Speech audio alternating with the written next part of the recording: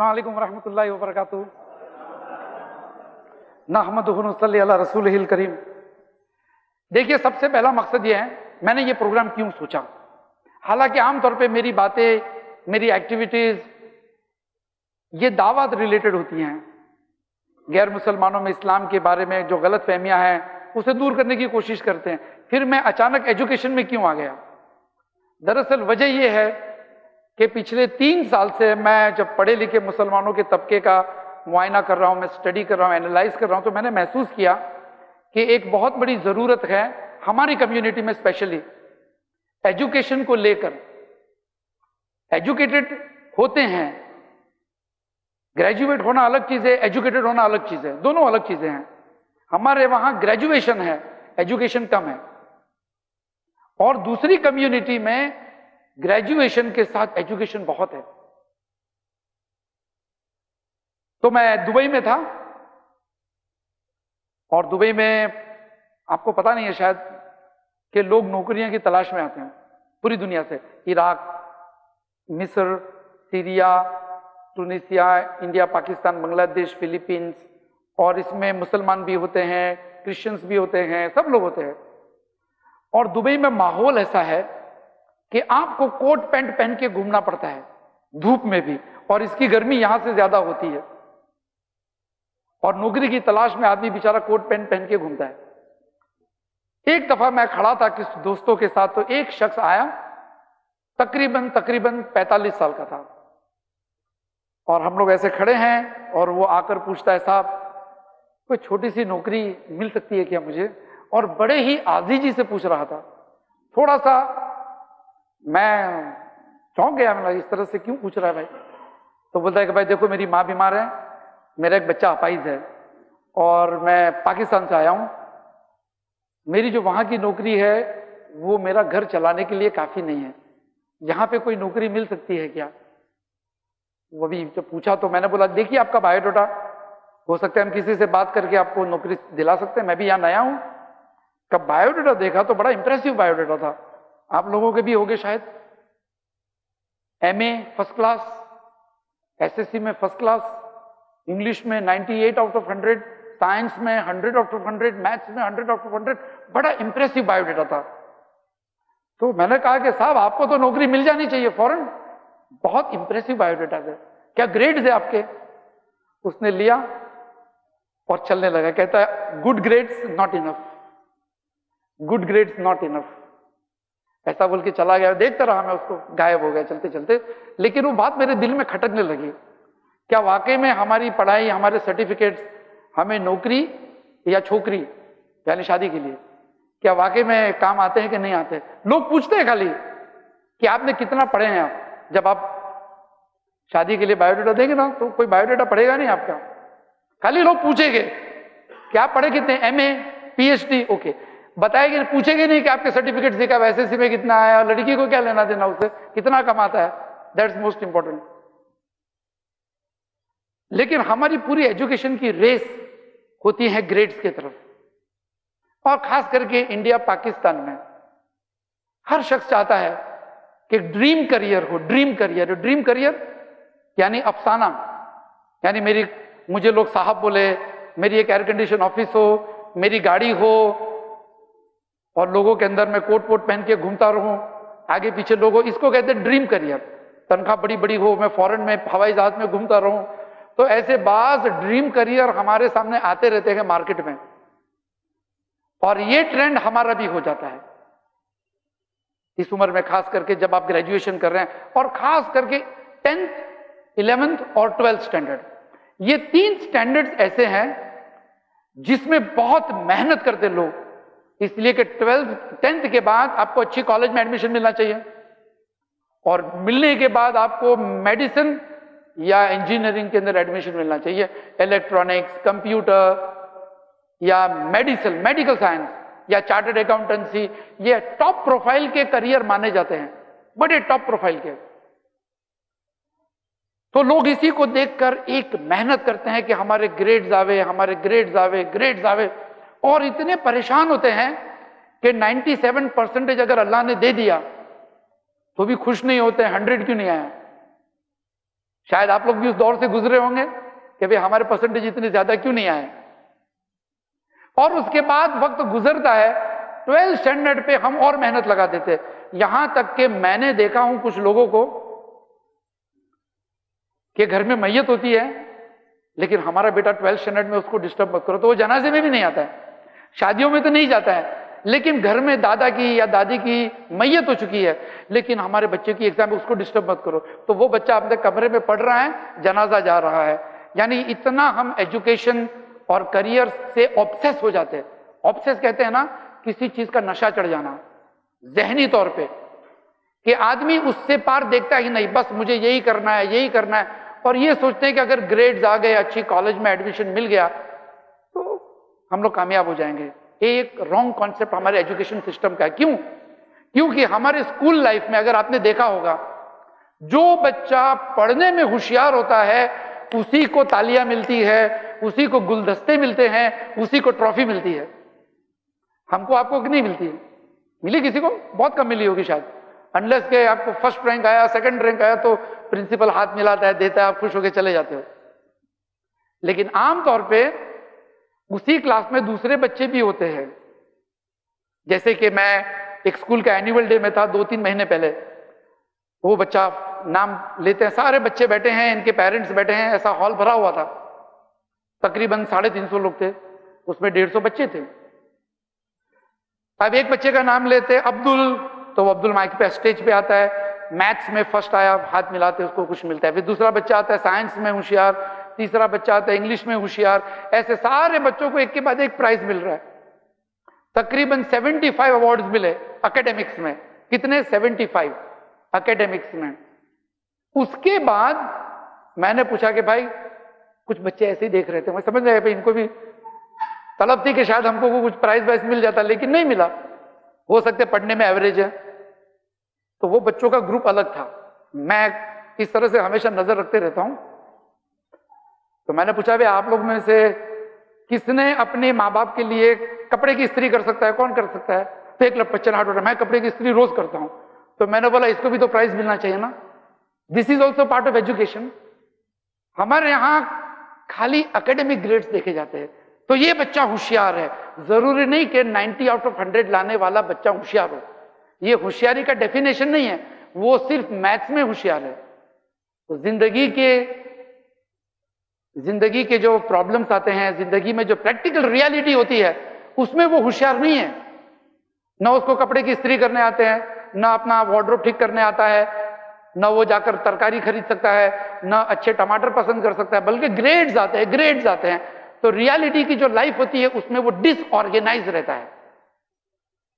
इसीलिए देखो, आप जाकर अपना वार्डरोब देख लो, आज जो लोग हॉस्टल में रहते हैं, कपड़े कैसे पड़े होंगे, सूखकर ऐसे लपेट के फेंक देते हैं। कपड़ा लपेटने भी नहीं आता है बहुत लोगों को। चुनाचे फिर जब आपके अच्छे ग्रेड से 50,000 की सैलरी है, लेकिन जब आपकी बीवी आएगी तो आपसे परेशान रहेगी कि तो अपना कुछ काम ही नहीं करता, छोटी छोटी चीजें भी उसको ढूंढ के देनी पड़ती है। ये साइकोलॉजी हो जाती है। यानी एक सिस्टम बन जाता है हमारे यहाँ कि education is a root, education is a parameter for success and brilliance, कि आदमी एजुकेटेड है तो ब्रिलियंट है, ऐसा नहीं होता है। This is not a personality. इसीलिए जब आप इंटरव्यू के लिए जाते हो तो आपका बायोडेटा आपको सिर्फ इंटरव्यू के टेबल तक पहुंचा सकता है, आपको नौकरी नहीं दिला सकता है। कोई आपको फोन करके नहीं बोलेगा हमने आपका ग्रेड्स देखा तो हमने आपको नौकरी पर रख लिया, कभी भी नहीं होगा ऐसा। चाहे वो 1,500 की सैलरी भी क्यों नहीं होगी, लेकिन आपसे बात करेंगे। और जब आपका इंटरव्यू होगा तो उसे पता नहीं चलेगा कि आप मेहनती हो, आप ईमानदार हो, आप लॉयल हो। वो आपको 2 महीने के बाद पता चलेगा, राइट? तो फिर किस बुनियाद पर 40 आदमी में से एक आदमी को चुना जाता है? किस बुनियाद पर चुना जाता है? उसकी बातचीत के अंदाज पे। That's the only thing. सिर्फ उसकी बातचीत के अंदाज पे चुना जाता है। और ये हमारे एजुकेशन में कभी भी नहीं सिखाया जाता, हाउ टू टॉक। हम अंग्रेजी में जर्नल लिख सकते हैं, हमारे यहाँ MA BA किए हुए लोग हैं इंग्लिश में, लेकिन क्या बात कर पाते इंग्लिश में? नहीं कर पाते, इसलिए कि हमारे एजुकेशन सिस्टम में है ही नहीं वो। 3rd स्टैंडर्ड तक ओरल एग्जाम्स होती है, स्टेज टीचर आती है, निसार यस मैम, पोइट्री बोलो, Jack and Jill went up the hill, तो शुरू हो जाते हैं 3 साल तक। उसके बाद क्या होता है, जब हम सेकेंडरी में आ गए हैं तो पूरा सेकेंडरी से लेकर पीएचडी तक यानी आपके एजुकेशन के कम से कम 15 साल सिर्फ बेंच पर बैठने का और जर्नल कंप्लीट करने का। That is only education. Right और रॉन्ग? कभी आपने हाथ उठाकर साल में, हफ्ते में एक बार पूछ लिया तो पूछ लिया, वरना आपको 6 घंटा खामोश रहने का, ब्लैक बोर्ड या व्हाइट बोर्ड पे देखने का और जर्नल्स कंप्लीट करने का, ये आपका एजुकेशन है। बात नहीं कर सकते आप। फिर आप घर पे चले गए, 3 घंटा आपने आईपीएल मैच देखा या 2020 देखा या सीरियल देखा या फिल्म देखे, तो 3-4 घंटे आपके और चले गए, आपको बातचीत का मौका ही नहीं मिला। आप अंग्रेजी में बीए कर रहे हैं, एमए कर रहे हैं, लेकिन आपकी बातचीत की प्रैक्टिस नहीं होती है। आप ईमानदार हैं, आप मेहनती है, लेकिन क्योंकि आप बोल नहीं पाते हैं, इसलिए सामने वाला आपको समझ नहीं पाता है। तो हमारे एजुकेशन सिस्टम में कमियां हैं, इसीलिए हम करियर्स के लिए कंफ्यूज रहते हैं।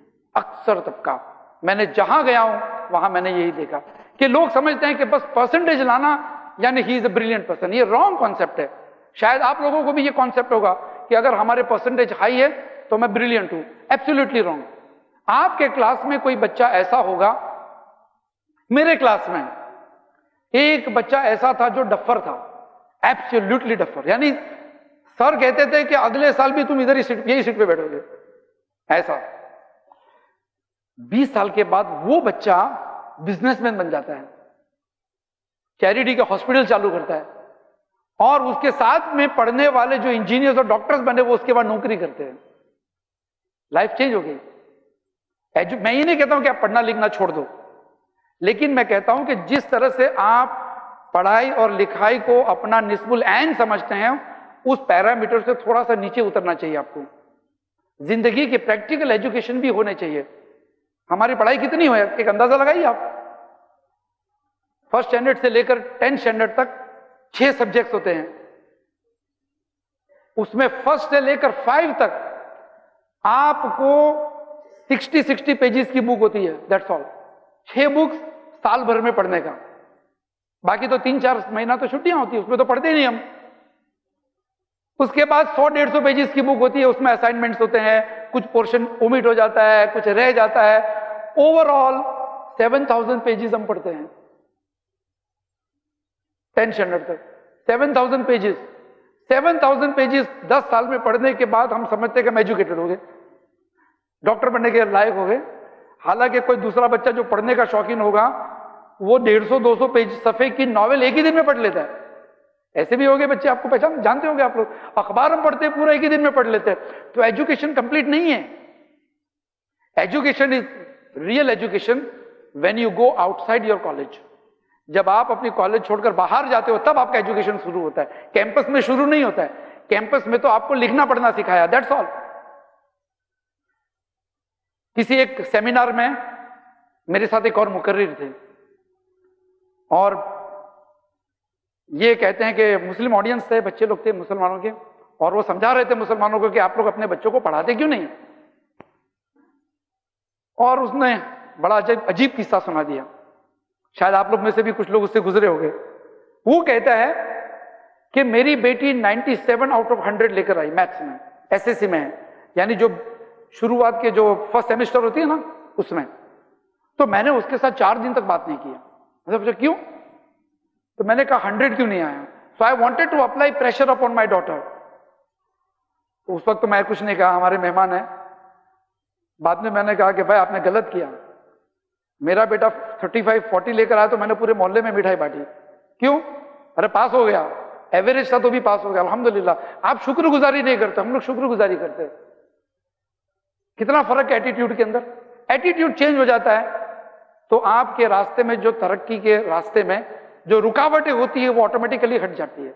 आपका नजरिया क्या है एजुकेशन से।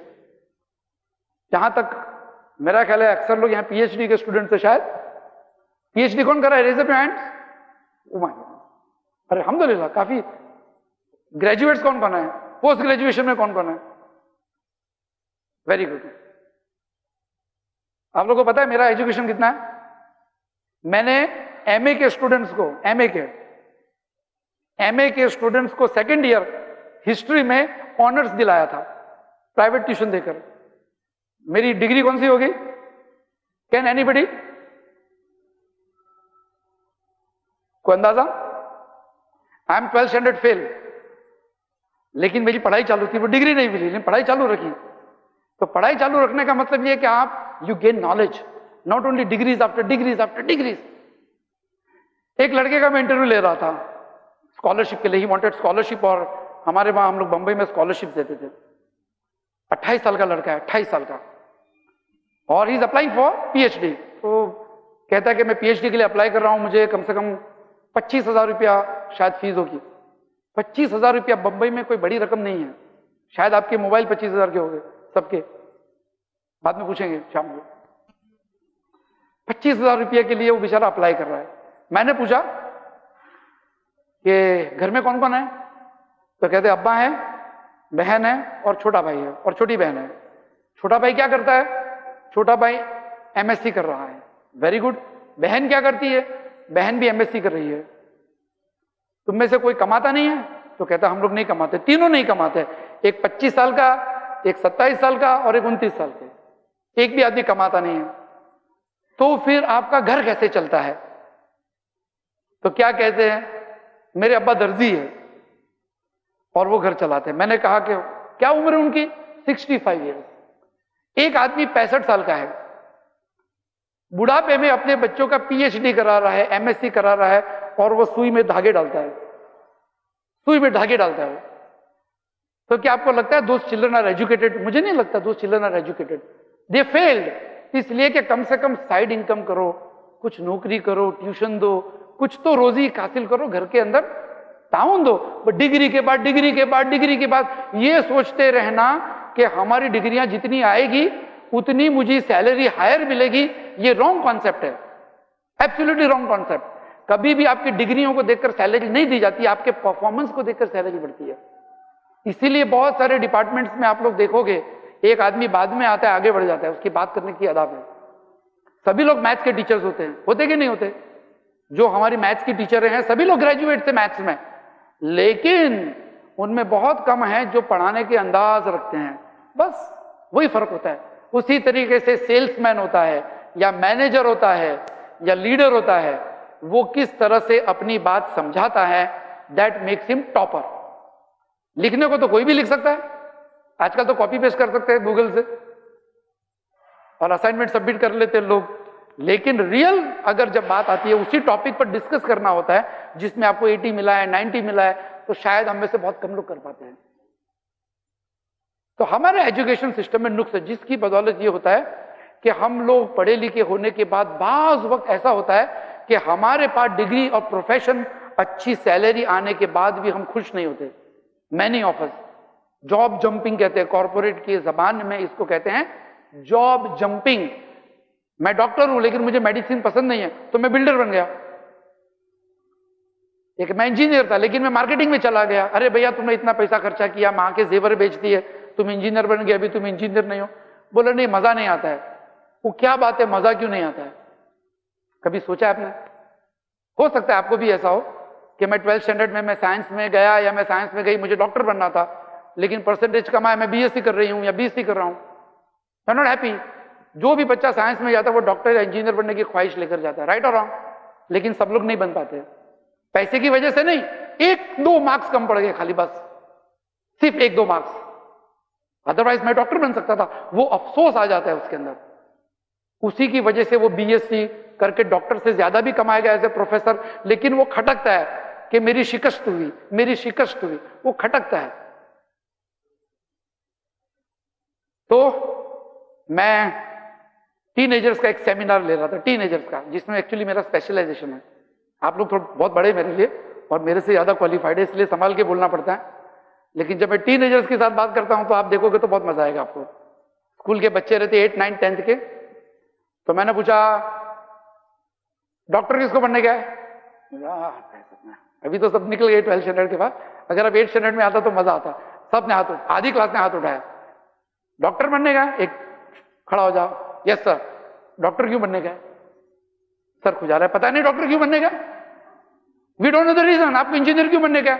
मैंने ग्रीन शर्ट येलो पैंट के साथ क्यों पहनी, क्रीम पैंट के साथ, देयर शुड बी रीजन। उसको नहीं पता है। मैंने कहा सोचो और कौन था, तो सबने हाथ नीचे कर दिए। एक बच्चे ने हिम्मत करके बोला, sir I want to save the life of people. Fire fighter क्यों नहीं बनता है, फायर ब्रिगेड ज्वाइन कर ले, म्युनिसिपैलिटी ज्वाइन कर ले, भाई मच्छर मारो, सबकी जान बचानी है तो बहुत सारे रास्ते बताता हूं। डॉक्टर क्यों बनना है, तो फिर सर खुजाने लगे। मैं बताऊं आपको क्यों डॉक्टर बनना है। डॉक्टर के साथ एक लकब लगा हुआ रहता है, डॉक्टर साहब। इसलिए बचपन से हमारी माँ कहते थे, एक निसार तो डॉक्टर बनेगा ना, लोग तो उसको डॉक्टर साहब बोलेंगे। और जब मैं स्कूल में था तभी ये ट्रेंड था, तभी इतने सारे करियर नहीं थे। आज तो कितने करियर है, मैं कंफ्यूज हो जाऊं। करियर अगर मुझे पसंद करना है आज फिर से, तो मैं कंफ्यूज हो जाऊंगा। इतने सारे ऑप्शंस है। मेरे जमाने में आर्ट्स, साइंस, कॉमर्स, कॉमर्स में बीकॉम या चार्टर्ड अकाउंटेंसी, दूसरा कुछ नहीं।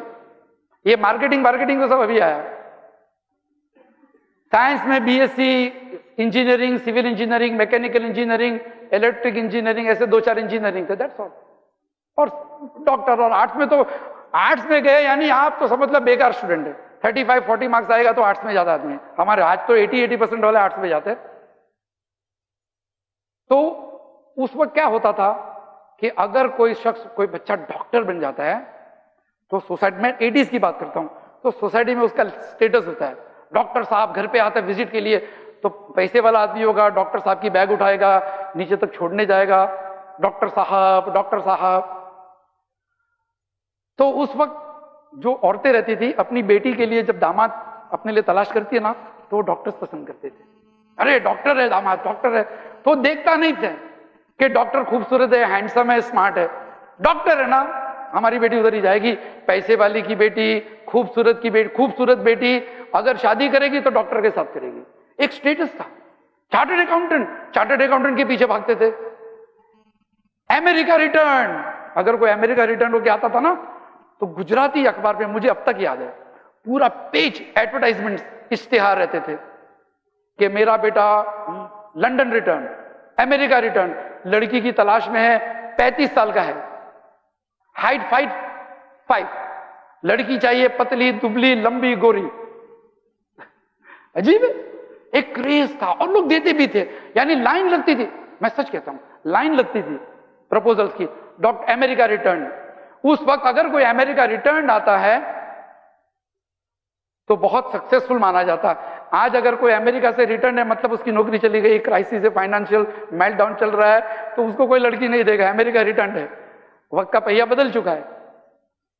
तो डॉक्टर्स को देते थे। लोग इस तरह से करियर पसंद करते थे कि समाज में ट्रेंड क्या है, और शायद आज भी वैसे ही है।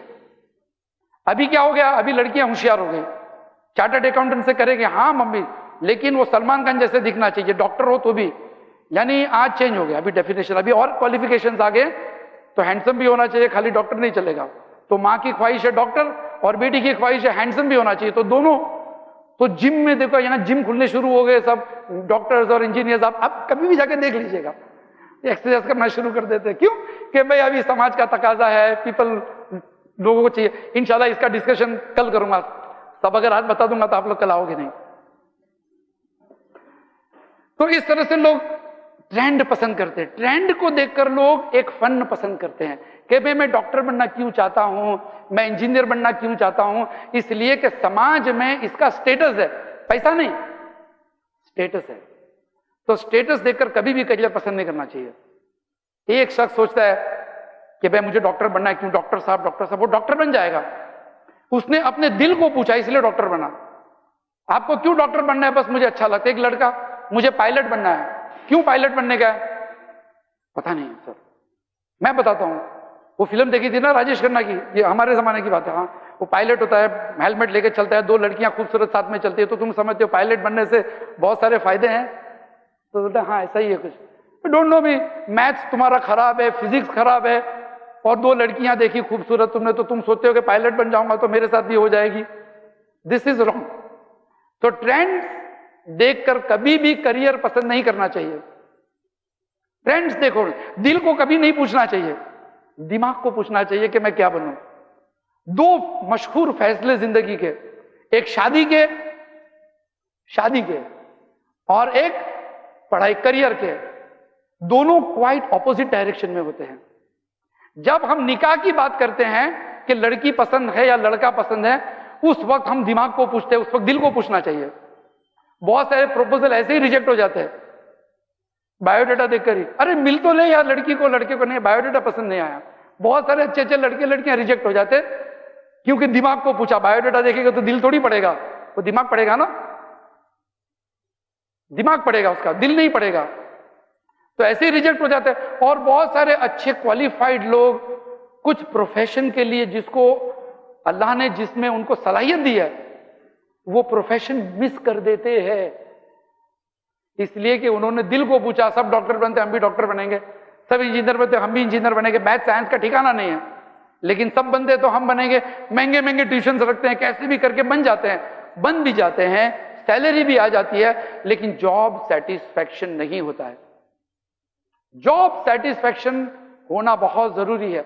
अगर आपका जॉब सेटिस्फैक्शन है, आपको अगर मजा आता है काम करने में, देन आपने एक अच्छा करियर चूज किया है। You have chosen a career on the basis of your mind. लेकिन हमारे यहां करियर के चॉइस होती है ट्रेंड्स, सैलरी, स्टेटस, नए नए करियर आते हैं।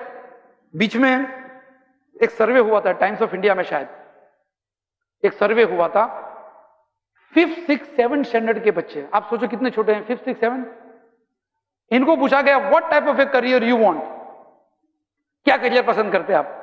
तो मेजॉरिटी 70 आउट ऑफ 100, शायद टाइम्स ऑफ इंडिया का हो या कोई और अखबार का हो, 70 आउट ऑफ 100 बच्चे कहते हैं हमें वो करियर पसंद है जिसमें शोहरत मिलती है, यानी फिल्म स्टार, क्रिकेटर, समझे ना, अखबारों में फोटो आएगी, मॉडलिंग के प्रपोजल से मिलेंगे, लोग तालियां बजाएंगे, लोग ऑटोग्राफ लेंगे, लोग आपके साथ फोटो गिराने के लिए खुश, मतलब बेताब होंगे कि भी हमारे साथ फोटो गिराओ, फोटो निकालो, समझे? तो लोग आजकल के बच्चे करियर कैसे पसंद करने लगे हैं? बेस्ड अपॉन द फेम, शोहरत। तो अब ये नया ट्रेंड आ गया, पहले ऐसा नहीं था, पहले पैसा, स्टेटस, अभी शोहरत भी आ गई, खूबसूरती भी आ गई। तो कितनी सारी चीजें भीड़ में आ गई कि बाज वक्त मुसलमान भी कॉम्प्रोमाइज कर लेता है, हराम और हलाल को छोड़ देता है। हाँ इसमें पैसा है, मजबूरी है, मैं गरीब हूं, तो he does not choose a good career. Career में और प्रोफेशन में क्या फर्क है? वेरी इंपॉर्टेंट थिंग, करियर में और प्रोफेशन में क्या फर्क है? करियर कहते हैं किसी फील्ड को, और प्रोफेशन कहते हैं उस फील्ड में आपने एक चीज पसंद की, उसके जरिए आप रोजी कमाते हो। मिसाल के तौर पे आपका करियर कौन सा है? मैं मेडिकल फील्ड में हूं। आपका प्रोफेशन क्या है? मैं दवाई बेचता हूं। आपका करियर क्या है? मैं मेडिकल फील्ड में हूं। आपका प्रोफेशन क्या है? मैं नर्स हूं। आपका करियर क्या है? मैं मेडिकल फील्ड में हूं। आपका प्रोफेशन क्या है? मैं सर्जन हूं। You understood? करियर एक फील्ड होती है, उसमें प्रोफेशन होता है। आपका करियर क्या? मैं एजुकेशन में हूं। आप क्या करते हैं? मैं किताबें बेचता हूं। आपका करियर क्या? मैं एजुकेशन में हूं। आप क्या करते हैं? मैं टीचर हूं, मैं प्रिंसिपल हूं। तो प्रिंसिपल है, टीचर है, ये प्रोफेशन है, करियर नहीं है। करियर है एजुकेशन। अब आपको सोचना है कि भाई मैं किस तरह से करियर पसंद करूं। हालांकि आप लोग तो मोस्टली करियर में आ चुके हैं, पीएचडी और सब कर रहे हैं, but you have to choose a profession now. बहुत लेट आए हैं, मैं शायद बहुत लेट आया हूं। 3-4 साल पहले आप लोगों को मिलता तो वर्कशॉप का सिलेबस अलग होता, आज अलग है। तो आज आपको यह सोचना है कि भाई मेरे लिए प्रोफेशन कौन सा अच्छा है। How do you do that? किस तरह से हम सोचेंगे, किस तरह से हम बताएंगे अपने आप को कि मैं इसके लायक हूं? सबसे पहले ये जो नेगेटिव मार्केटिंग चल रही है कुछ करियर्स की, उसको आप भूल जाओ। ये करियर में पैसा नहीं है, ये करियर में वो नहीं है, ये करियर में वो नहीं है, यू फॉरगेट दैट, उसको आप छोड़ दीजिए। आप ये देखो कि आप किस सब्जेक्ट में महारत रखते हो।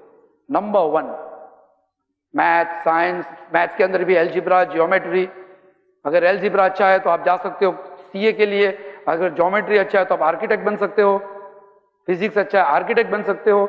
उस एतबार से आपको पता होना चाहिए कि आपकी दिलचस्पी किस सब्जेक्ट के अंदर ज्यादा है। कैसे पता चलता है? खाली मार्क्स देखकर नहीं, जब आप पढ़ने बैठते हैं या जब आप क्लास में टीचर को सुनते हैं, अगर आपका माइंड, अगर आपका दिमाग टीचर जो सिखाती है उसको अडेप्ट कर लेता है फौरन, तो that subject is good for you. और ये अल्लाह ताला ने सारे लोगों को सारे सब्जेक्टों की महारत नहीं दिया। कुछ लोग मेहनत करके अच्छे ग्रेड्स लेकर आते होंगे, लेकिन उन सब्जेक्ट में उनकी दिलचस्पी उतनी नहीं होगी, उनका माइंड इतना रिस्पॉन्ड नहीं करता है। तो करियर कभी भी मजबूरी करके पसंद नहीं करना चाहिए कि मैं मजबूर था, मुझे इसमें नहीं मिला इसलिए मैंने ये लिया, ऐसा कभी नहीं होना चाहिए। मेरा ख्वाब टूट गया, देखते हैं हम लोगों को फ्रस्ट्रेशन हो जाते हैं, डिप्रेस हो जाते हैं। जून महीने में बॉम्बे के अंदर काउंसलरों की ड्यूटी ज्यादा लग जाती है, बच्चे सुसाइड करते हैं। क्यों सुसाइड किया?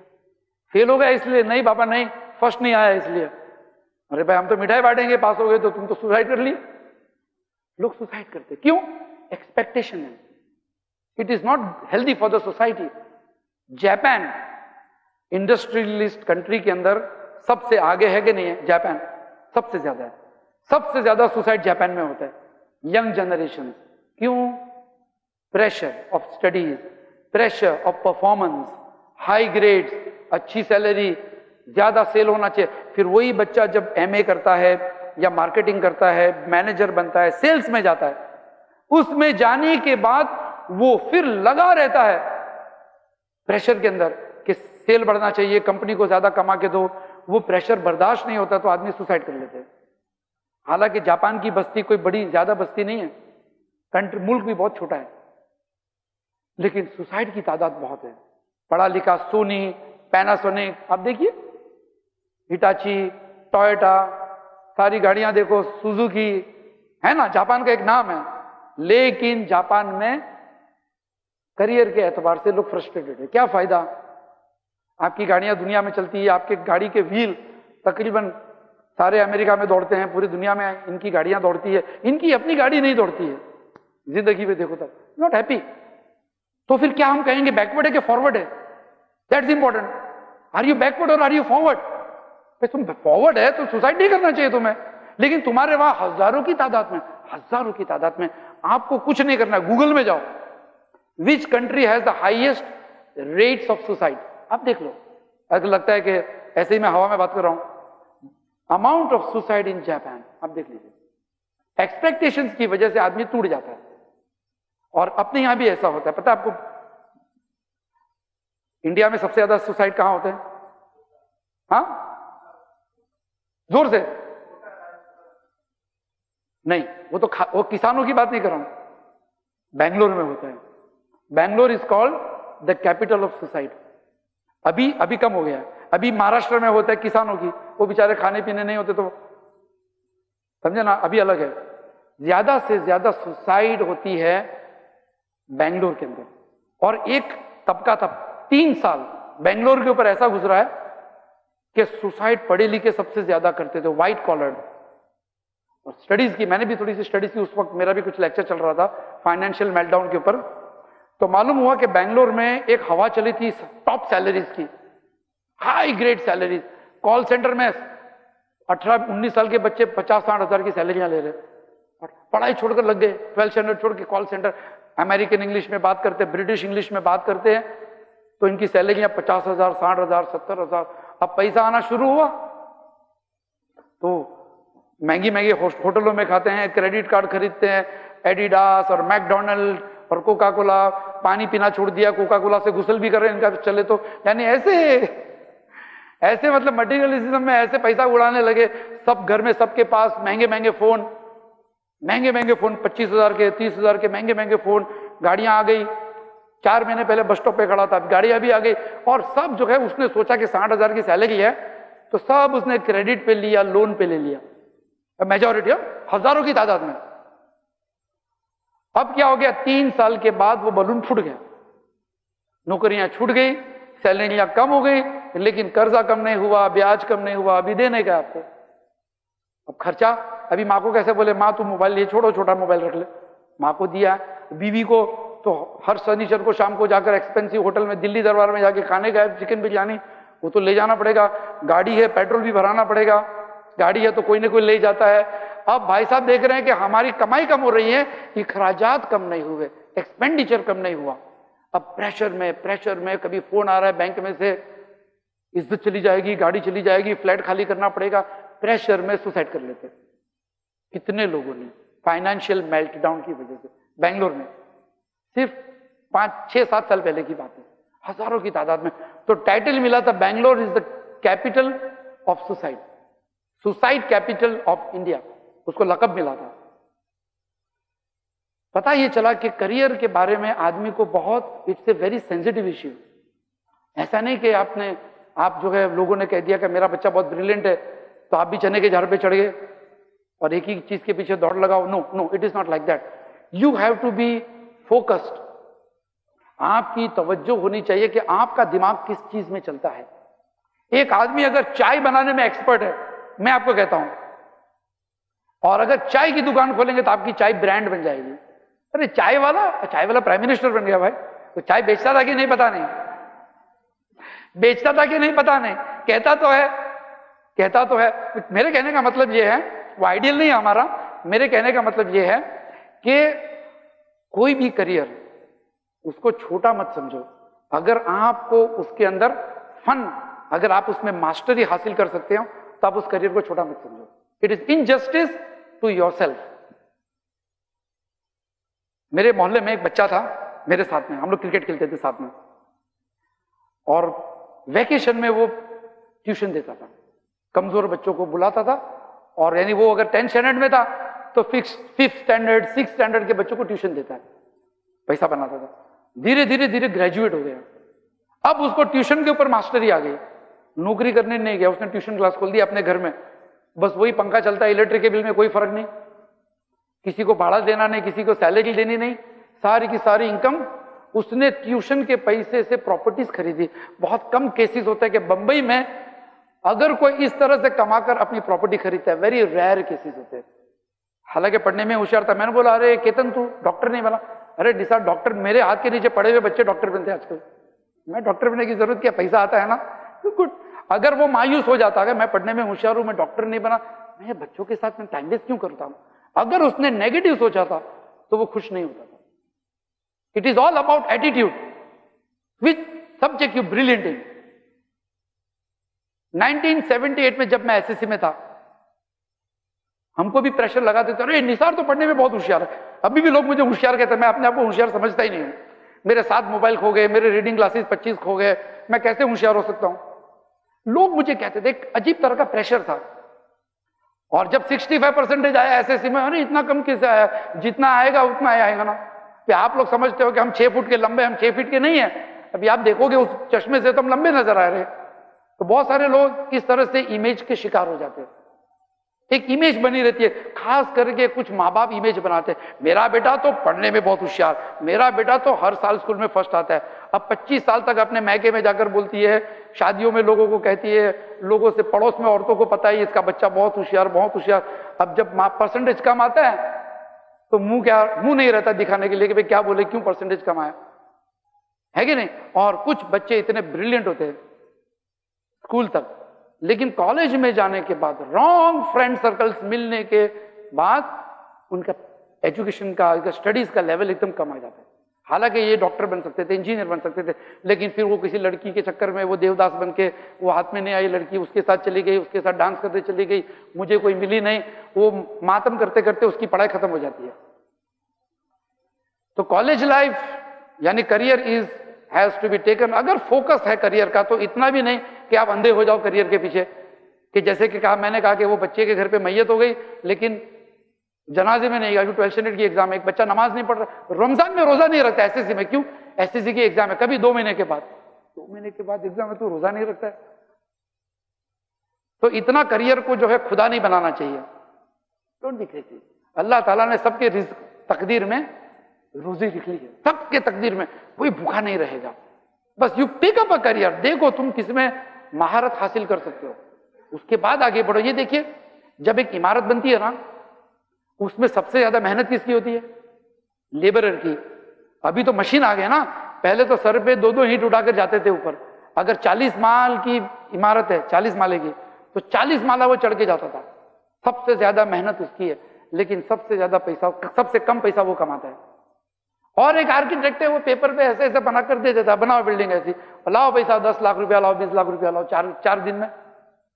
उसकी मेहनत ही नहीं है। तो ये तकदीर की बात है, ये तकदीर की बात है। तो don't worship your career, don't worship your profession. ये वेरी इंपॉर्टेंट है। एटीट्यूड एकदम स्ट्रेट होना चाहिए। अब अगर हम देखें, चलो अब आप पोस्ट ग्रेजुएशन हो जाएंगे, बहुत चंद सालों में कुछ लोग पीएचडी कर लेंगे, उसके बाद क्या करेंगे भाई? हम जॉब अप्लाई करेंगे, सिर्फ job. Will you not try business? पैसा किधर है? पैसा होना जरूरी नहीं है बिजनेस के लिए। धीरू अंबानी है ना, हम लोग गुजराती है, हमको पता है।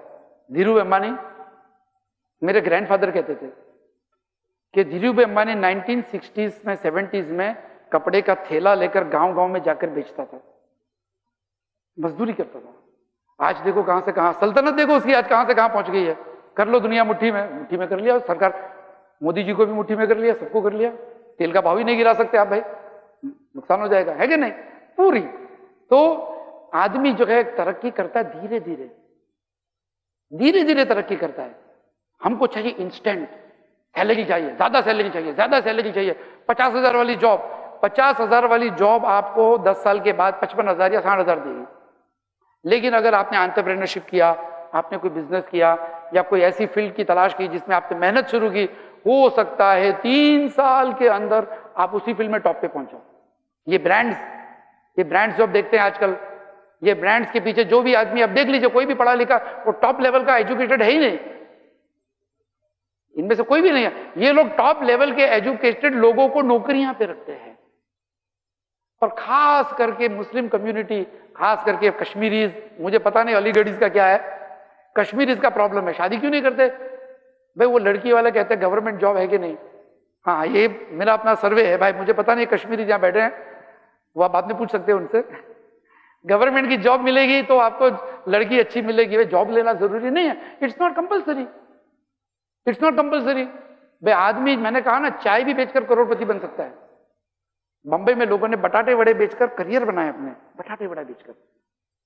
हमारे घर के नीचे एक चिवड़े की दुकान है, चिवड़ा बेचते हैं ना, वेफर, पोटैटो चिप्स, वो बेचते हैं ना, तो वो चिवड़े की दुकान है छोटी सी, और उसका सेठ का बेटा ये चार्टर्ड अकाउंटेंट है, लेकिन वो गल्ले पे बैठ गया।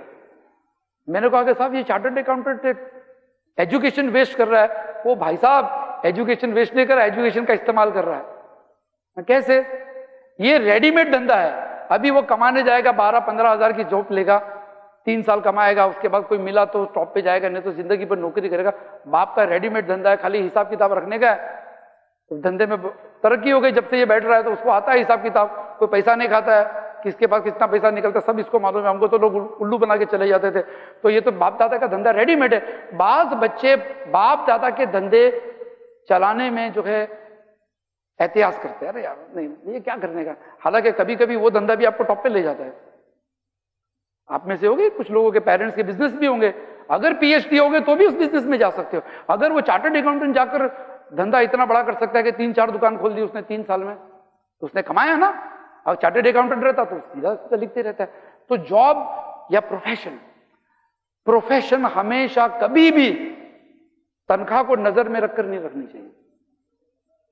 इसलिए कि जिंदगी में ये कहते हैं ना उर्दू में कि सितारों से आगे दुनिया और भी है। आज बहुत सारे मेडिकल डॉक्टर्स हैं, पर्सनली मैं जानता हूं, पर्सनली इन्होंने मेडिकल फील्ड छोड़ दी। क्यों? अरे भाई वो नया कानून आ गया, कुछ भी गलती हो गई तो केस कर सकते हैं, तो हम तो जो है बिजनेस में चले गए। अब वो बिजनेस से ज्यादा कमाता है। वो डॉक्टर था, रात को 2 बजे फोन आता है, ये बीमार है, हार्ट अटैक आ गया, भागो। हम भागते थे। अभी वो प्रॉब्लम नहीं है मेरे साथ, बोले। हालांकि वो भी अच्छी बात है, सोसाइटी में डॉक्टर्स होने चाहिए, इंजीनियर्स होने चाहिए, मैं मानता हूं। मैं नहीं कहता हूं डॉक्टर्स मत बनो, मैं कहता हूं कि देख लोगों का जहन कैसे बदल जाते हैं। जिस करियर के पीछे 8 साल 10 साल 15 साल उन्होंने मेहनत की है, वो करियर से वो उबका जाते हैं, बोर हो जाते हैं, फटीग हो जाते हैं और उसको छोड़ के चले जाते हैं। हमारे बहुत सारे गुजरात के लोग हैं, पटेल कम्युनिटी। आप कोई पटेल आपका दोस्त होगा ना गुजरात का, पूछो, उसके घर में एक आदमी अमेरिका में है। हर पटेल के घर पे एक आदमी अमेरिका में है। पटेल लोग वाह धूम से पटेल।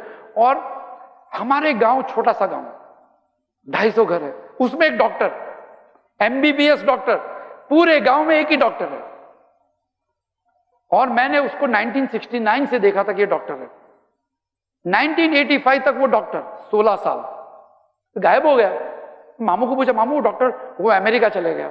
अमेरिका में दवाखाना, नई नई होटल में चद्दरें बदलता है। डॉक्टर होकर होटल में अमेरिका जाकर चद्दर बदलता है, 10 गुना ज्यादा कमाता है। निसार बंगलो खरीद लिया 2 साल में, वो दवाइयां खांसी की और सर्दी की दे देकर कंटा गया।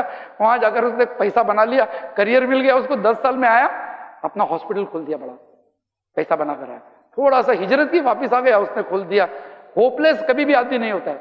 आज उसका हॉस्पिटल है, 15 डॉक्टर उसके अंडर में काम करते होंगे, 10, 20, 40 नर्सें काम करती होगी, जाकर पैसा कमा के लाया। लेकिन मुसलमानों के बच्चों को हमारे यहाँ ये कल्चर नहीं है। गुजरातियों के भाई कल्चर आपको पता है, गुजरातियों के वहां गुजराती के जो बच्चे होते हैं ना, ये 16 साल की उम्र में पैसा कमाते हैं। आप में से किसको तजुर्बा है 16 साल की उम्र में कुछ काम करके पैसे कमाए? ऐसा नहीं कि भाई चावल लेकर आया तो माँ ने 5 रुपए दे दिया खुशी से। किसी को जॉब का एक्सपीरियंस है? 15 साल, 16 साल, 17 साल, 18 साल, हाथ उठाओ। 19, 20, 21, 22, किस उम्र में? 15 साल की उम्र में। तभी तो मुस्लिम नहीं थे ना, अभी मुसलमान होने की बात कर रहा हूं मैं। और बोलो भाई है कोई? देखिए तो गुजराती के बच्चे जो रहते हैं ना, ये 15 साल की उम्र में धंधे पे लगते हैं, अपने बाप के धंधे पे नहीं।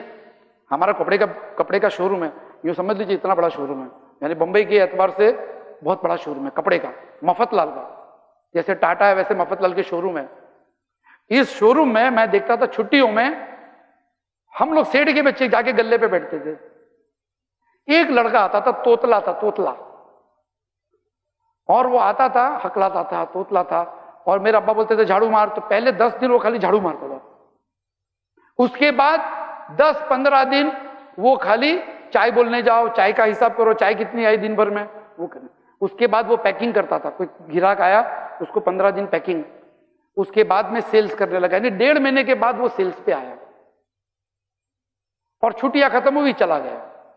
अगली छुट्टियों में फिर आया, फिर वही ग्रास रूट लेवल से काम। मेरा अब्बा शटर उठा, ये लगा वो लगा। बाद में पता चला इसके अब्बा का थिएटर है, इतना बड़ा करोड़पति का बेटा था, पता भी नहीं। तो यहां पे क्यों आता था डैडी? वो बाप के धंधे पे नहीं सीखेगा ना, इसलिए उसके बाप ने मेरे वहां भेजा। मेरा दोस्त का बेटा है, लेकिन बोलने का नहीं कि वो मेरा दोस्त है। और मैं उसके साथ झाड़ू मराने के काम से लेकर पूरे धंधा कैसे चलाने का, लास्ट में जाके गल्ले पे बैठने का। तू पहले ही दिन गल्ले पे आ गया, बात तो बराबर, मैं तो पहले दिन गल्ले पे आ गया।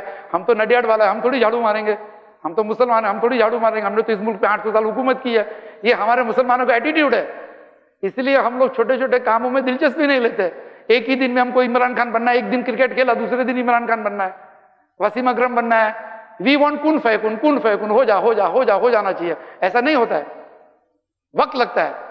अब ये गुजराती एक ही ऐसा नहीं है, ऐसे लाखों गुजराती है।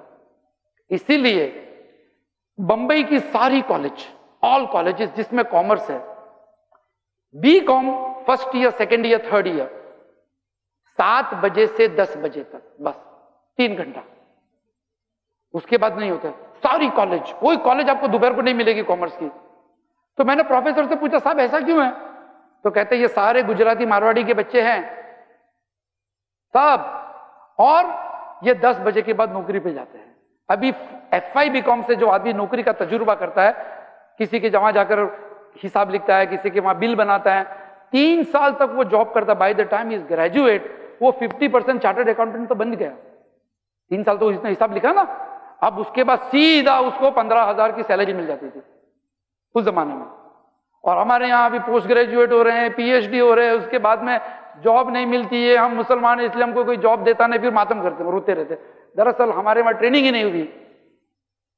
फेसबुक पे मैंने 4-5 दिन पहले नोट लिखी, आप अगर फेसबुक पे जाओगे निसार नडियाड वाला, तो आपको मेरी एक नोट मिलेगी जिसमें मैंने बंबई की रातों का तस्करा किया है। तो बंबई की रातों का जो है, मुझे मेरे एडिटर ने कहा, मैं जर्नलिस्ट था, I was a writer, journalist था, तो मुझे कहा कि भाई बंबई की रातों का सीन लिखो। तो मैं गया, चौपाटी, पैसे वाले के बच्चे डांस कर रहे हैं, इधर घुमाओ, सब लिखा मैंने। लेकिन जब मैं ट्रेन में रात को 3 बजे आ रहा था, ये जो रे रोड का स्टेशन है, रे रोड, कॉटन ग्रीन, यहाँ पे एक गोडाउन है और इसके ऊपर स्ट्रीट लाइट रहती थी। तो स्ट्रीट लाइट के नीचे बैठकर मराठियों के बच्चे, महाराष्ट्र के बच्चे पढ़ रहे, 3 बजे 4 बजे। तमाशा नहीं कर रहे, मैं IPL और नाइट क्रिकेट नहीं देख रहे, पढ़ रहे। और उसके बाद मुझे शौक हुआ, फिर मैं थोड़े दिन के बाद गुजरा, फिर मैं उनसे मिला, सब मराठी के बच्चे, टोटली मराठी के बच्चे पढ़ रहे हैं। उसके बाद मैं भूल गया। अब मैं IRF पीस टीवी में मैंने ज्वाइन किया, तो कभी कभी रात को 1 बजे मैं आता था। तो एक बार टैक्सी करके आया, मैंने चलो यार 20 साल पहले की जिंदगी बंबई कैसी थी, अब 20 साल के बाद की बंबई कैसी है देखेंगे। तो हम देखे मुस्लिम एरिया में मुसलमानों के बच्चे मोटरसाइकिल लेकर घूम रहे, ढूंढ ढूंढ ढूंढ, रात को 2 बजे हाजी अली 16 किलोमीटर खाली जूस पीने जा रहे, 5 रुपए का जूस 50 रुपए में पीने जा रहे, और 50 रुपए का पेट्रोल भी काट रहे। पूरी रात को 2 बजे मुसलमानों की होटलें खुली रहती है, भरी भी रहती है, खाते पीते हैं लड़के, जवान लड़के मोटरसाइकिल पे। आप कोई भी मुसलमानों के एरिया में चले जाओ, अलीगढ़ में भी चले जाओ, कहीं भी, ये पूरी बीमारी है। ये दुबई से लेकर मलेशिया तक सब जगह, मलेशिया में नहीं है इसलिए वो लोग पढ़े लिखे, बाकी सब जगह पे ये प्रॉब्लम है, रातों को रखड़ने का मुसलमानों को। और मैंने फिर देखा कि उसी जगह पे जब मैं गुजरा, वो बच्चे मराठी के दूसरे आ गए, उनके बच्चे आ गए हो गए, वो भी पढ़ रहे हैं, अभी भी पढ़ रहे हैं रात को एग्जाम से टेरेस के ऊपर लाइट लगाकर पढ़ना शुरू। तो अब मैंने चेंजेस क्या देखा पता है? मैंने चेंजेस ये देखा कि पिछले महीने में मेरी बीवी को मैंने हॉस्पिटल में एडमिट किया था, नानावती हॉस्पिटल, बहुत बड़ी हॉस्पिटल है, इंस्टीट्यूशन है। तो डॉक्टर्स के नाम लिखे रहते, कोई भी बड़े हॉस्पिटल पे आप जाओगे ना, तो मैं गिन रहा था कि 89, 90, तकरीबन 100 डॉक्टर्स थे। 100 डॉक्टर्स के अंदर 65 मराठी डॉक्टर्स। 30 साल पहले इनको लोग चिढ़ाते थे, ये घाटी है, ये बर्तन मांजता है, ये बेचारे यही काम करते थे। लेकिन इन्होंने अपने बच्चों को पढ़ाया, दर्जी था लेकिन अपने बच्चों को पढ़ाया, डॉक्टर बना, इंजीनियर बना। तो 60 महाराष्ट्रियन डॉक्टर्स। पहले क्या था? पहले गुजराती डॉक्टर्स थे, साउथ इंडियन डॉक्टर्स थे, अभी एकदम से मराठी डॉक्टर्स आने लग गए। 30 साल के अंदर इन्होंने पढ़ाई पे ऐसी मेहनत की, करियर बना दिए, बड़े बड़े हॉस्पिटल चला लेते हैं। हमारे यहां मुसलमानों के बच्चे न पढ़ते हैं, न कैसे पढ़ने का इनको पता आता है, न धंधा करने आता है, न बिजनेस करने आता है। तीनों चीज में हम लोग नहीं है, इसीलिए हम लोग सिर्फ नौकरियों की तलाश में रहते हैं। हमारे सारे प्रोफेशन सिर्फ जॉब ओरिएंटेड होते हैं, हमारे ख्वाब जॉब ओरिएंटेड होते हैं। 50,000 60,000 से आगे हम लोग सोच भी नहीं पाते। 50 मिल गया तो बहुत हो गया, हम लोग उसके आगे सोच भी नहीं पाते कि कोई प्रोजेक्ट करे। आप देखो बंबई के अंदर, बंबई की आबादी 1 करोड़ 20 लाख है, उसमें 20 लाख मुस्लिम से सुन्नी, 20 लाख, उसमें 1 लाख खोजा है, 1 लाख बोरी है। लेकिन इन दोनों कम्युनिटी के हॉस्पिटल है, सैफी हॉस्पिटल चौपाटी के सामने, मनमोहन सिंह प्राइम मिनिस्टर उसका उद्घाटन करते। Prince Ali Khan hospital Asia के अंदर बेस्ट मैनेज हॉस्पिटल का अवार्ड मिला। कम्युनिटी कितनी है? 1 लाख। पारसी कितने हैं? 1 लाख पूरी दुनिया में। Tata memorial cancer hospital. Marwari कितने हैं? 10 लाख बंबई में। हिंदोजा हॉस्पिटल, बॉम्बे हॉस्पिटल, बड़े बड़े हॉस्पिटल इनके हैं। गुजराती कितने हैं? 20 लाख। लेकिन बंबई की हर गलियों में तुमको गुजरातियों के चैरिटी हॉस्पिटल, चैरिटी पॉलीक्लिनिक नजर आएंगे, आपको हर गलियों में आपको नजर आएंगे। सुन्नी कितने हैं? 20 लाख। तो नए निसार में हम लोग तो 35 लाख है, 35% है, 35% हॉस्पिटल है, नहीं है, यूजलेस, क्या फायदा? 35% हॉस्पिटल भी नहीं है तुम्हारे। अरे तुम 99% भी है तो भी क्या हो गया? अंग्रेज कितने थे इंडिया में? 5,000 50,000 से ज्यादा नहीं थे। लेकिन इंडिया पे कब्जा कैसे किया? कोई शहर ऐसा नहीं छोड़ा। Saint John High School, English medium high school, Don Bosco, Saint Xavier's, Saint Peter's, हर शहर के अंदर आपको 25-25 स्कूलें मिलती है। खाली 50,000 लोग थे। जब ताजमहल बन रहा था, उस वक्त ऑक्सफोर्ड यूनिवर्सिटी और पेरिस की यूनिवर्सिटी तैयार भी हो चुकी थी। जब ताजमहल बन रहा था, इनका एजुकेशन स्टार्ट हो गया था। 1857 की आजादी की लड़ाई में जब हम लड़ रहे थे, उस वक्त बॉम्बे की यूनिवर्सिटी ऑलरेडी चल रही थी। अंग्रेजों ने ऑलरेडी कब्जा कर लिया था एजुकेशन के जरिए। आज हमारे पास न दीन है न एजुकेशन है, न दीन है न दुनिया, दोनों नहीं है। इसलिए कि हमारी राबरी नहीं हुई, हमारा करियर का कॉन्सेप्ट ही चेंज हो गया। हमारे यहां इतना इजी कॉन्सेप्ट बनाया कि पैसे के पीछे दौड़ो मत, अल्लाह ताला रोजी में बरकत देगा। ये सारी चीजें हमारे यहाँ कॉन्सेप्ट में है। इंशाल्लाह सेकंड सेशन में हम लोग इसका तस्करा करेंगे, द कॉन्सेप्ट ऑफ रिस्क, ताकि आपके करियर के मुताबिक आपके जो कंफ्यूजन है वो दूर हो जाए इंशाल्लाह। एक चाय के लिए हम लोग ब्रेक लेते हैं इंशाल्लाह। सुब्हानकल्लाहुम्मा व बिहम्दिक अशहदु अल्ला इलाहा इल्ला अंत अस्तगफिरुका व अतूबु इलैक।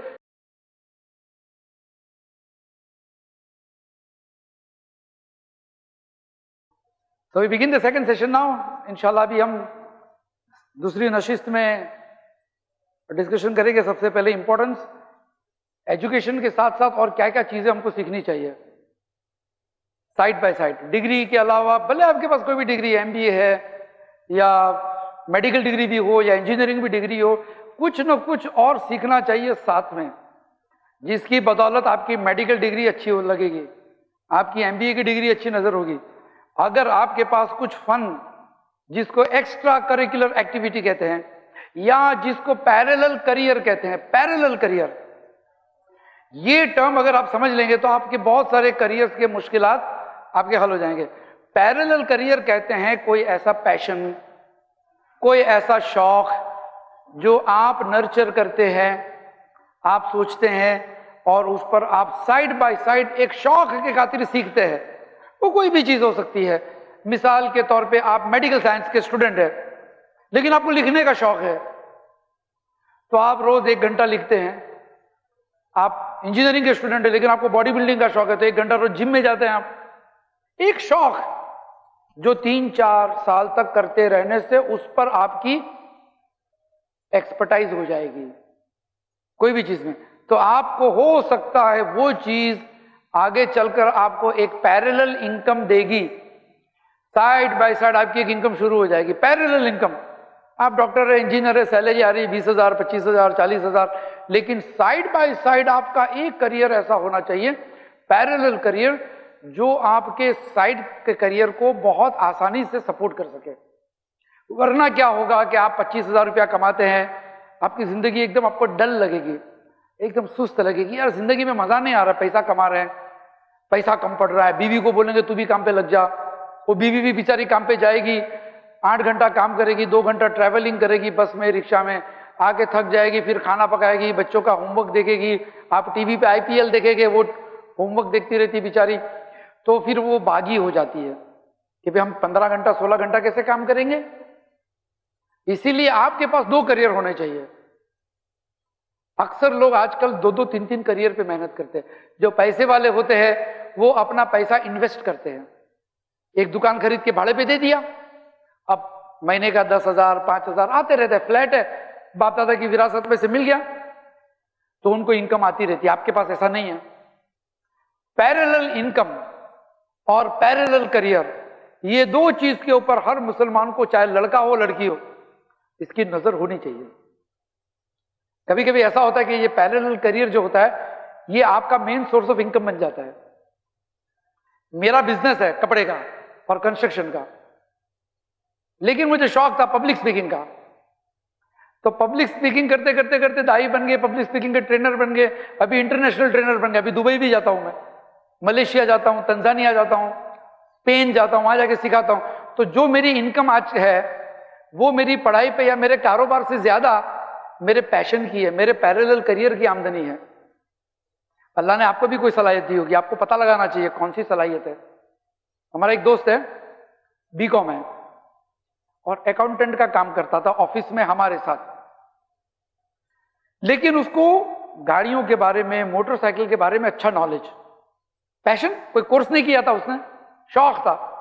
अब ऑफिस में 450-500 आदमी काम करते हैं, उसके रिलेटिव्स है, उसके फ्रेंड्स है, किसी को मोटरसाइकिल खरीदनी है तो उसको पूछते थे कि भाई मोटरसाइकिल खरीदनी है, तू बता ये गाड़ी सेकंड हैंड खरीदने जाते ये कैसी है, तो वो साथ में जाता था, बताता था ये खरीदने जैसी है कि नहीं है, ये इतने में खरीदी जा सकती है, क्योंकि उसको नॉलेज था। तो जब सौदा होता था तो उसको 1,000-1,500 रुपया दोस्त देते थे, तूने पैसा बचाया, अच्छी गाड़ी दिलाई, 1,500, महीने में 5-7 हजार रुपये इसकी इनकम ऐसे ही हो जाती है। Adviser, consultant, motorcycle consultant. एक फ्रेंड है कंप्यूटर का बिजनेसमैन है, बिल्डर का बेटा, लेकिन उसको कंप्यूटर का बहुत नॉलेज है। फ्रेंड सर्कल में, फैमिली में किसी को कंप्यूटर खरीदने का तो उसको पूछते थे, हमारी यही जरूरत है, कौन सा खरीदूं, मार्केट में कौन सा लेटेस्ट है, क्या है। उसका पैरेलल करियर, हालांकि वो फ्री करता है क्योंकि उसके पास पैसा बहुत है, लेकिन अगर चाहे तो वो कंसल्टेंट बन सकता है। आपका क्या फन है, बंबई में हमारे एक जानने वाले हैं, पढ़ी लिखी लेडीज है लेकिन घर पे रहती है, मैं काम नहीं करूंगी ठीक है, लेकिन सोचा पैरेलल करिए ना, कुछ शौक करें घर पे।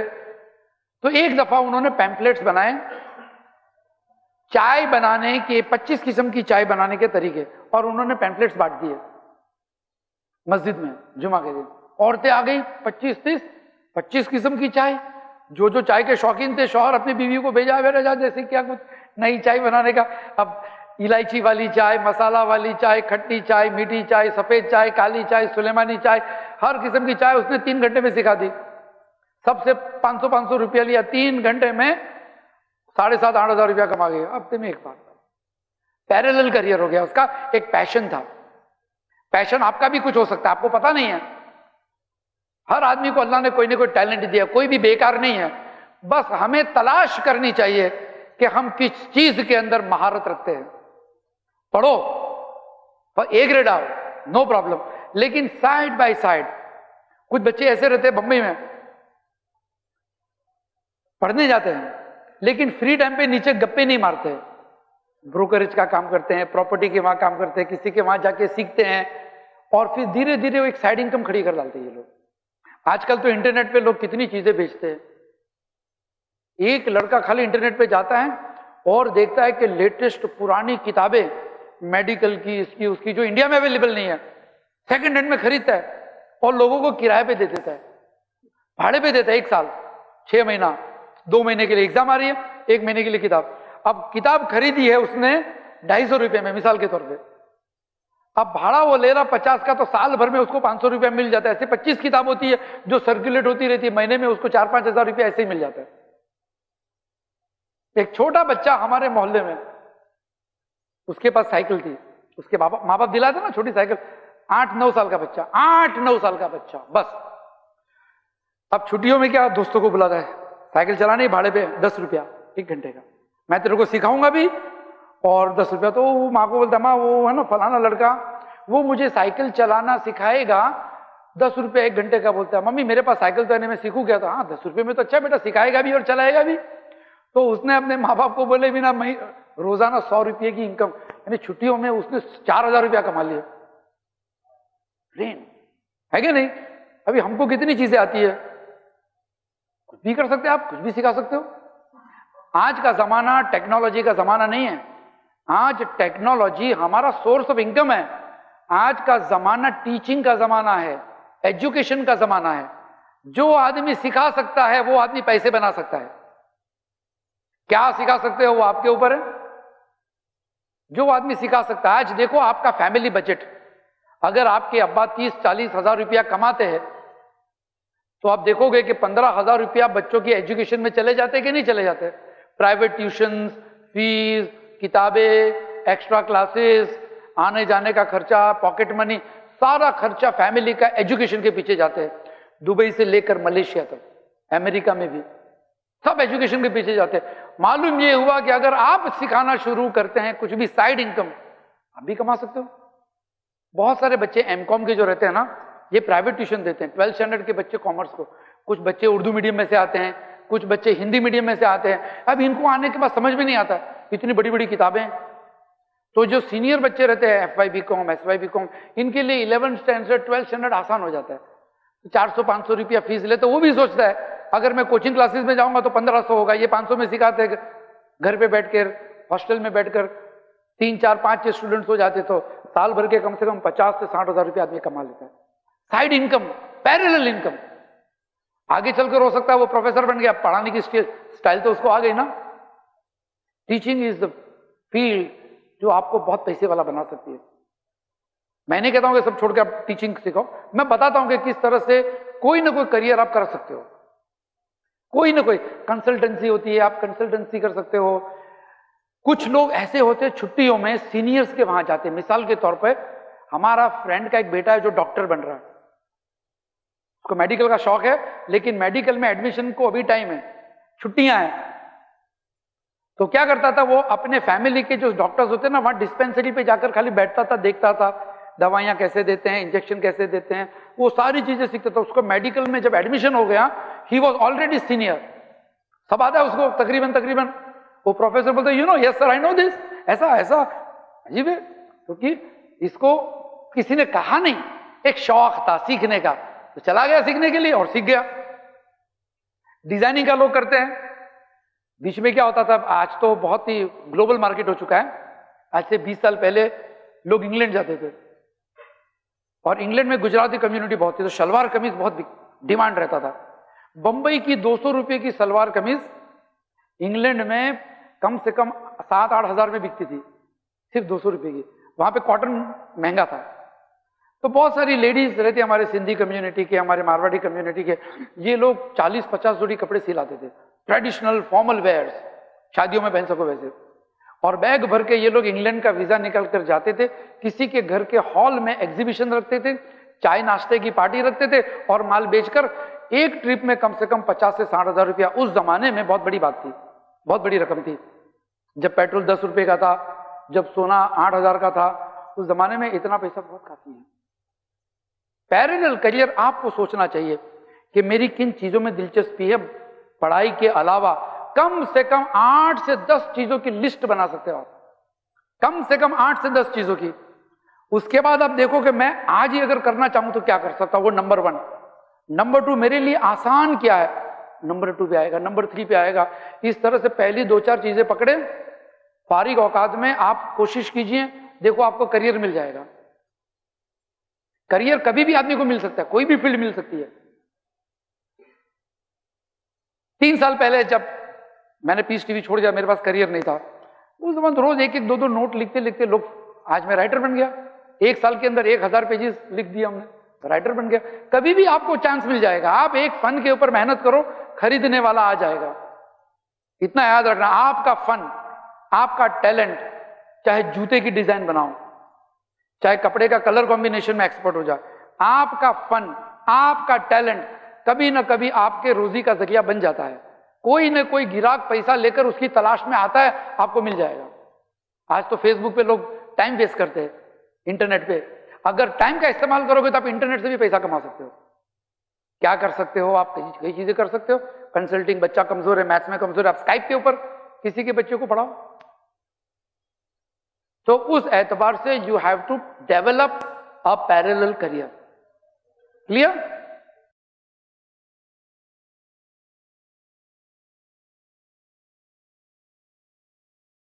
करीम, अम्मा बाद।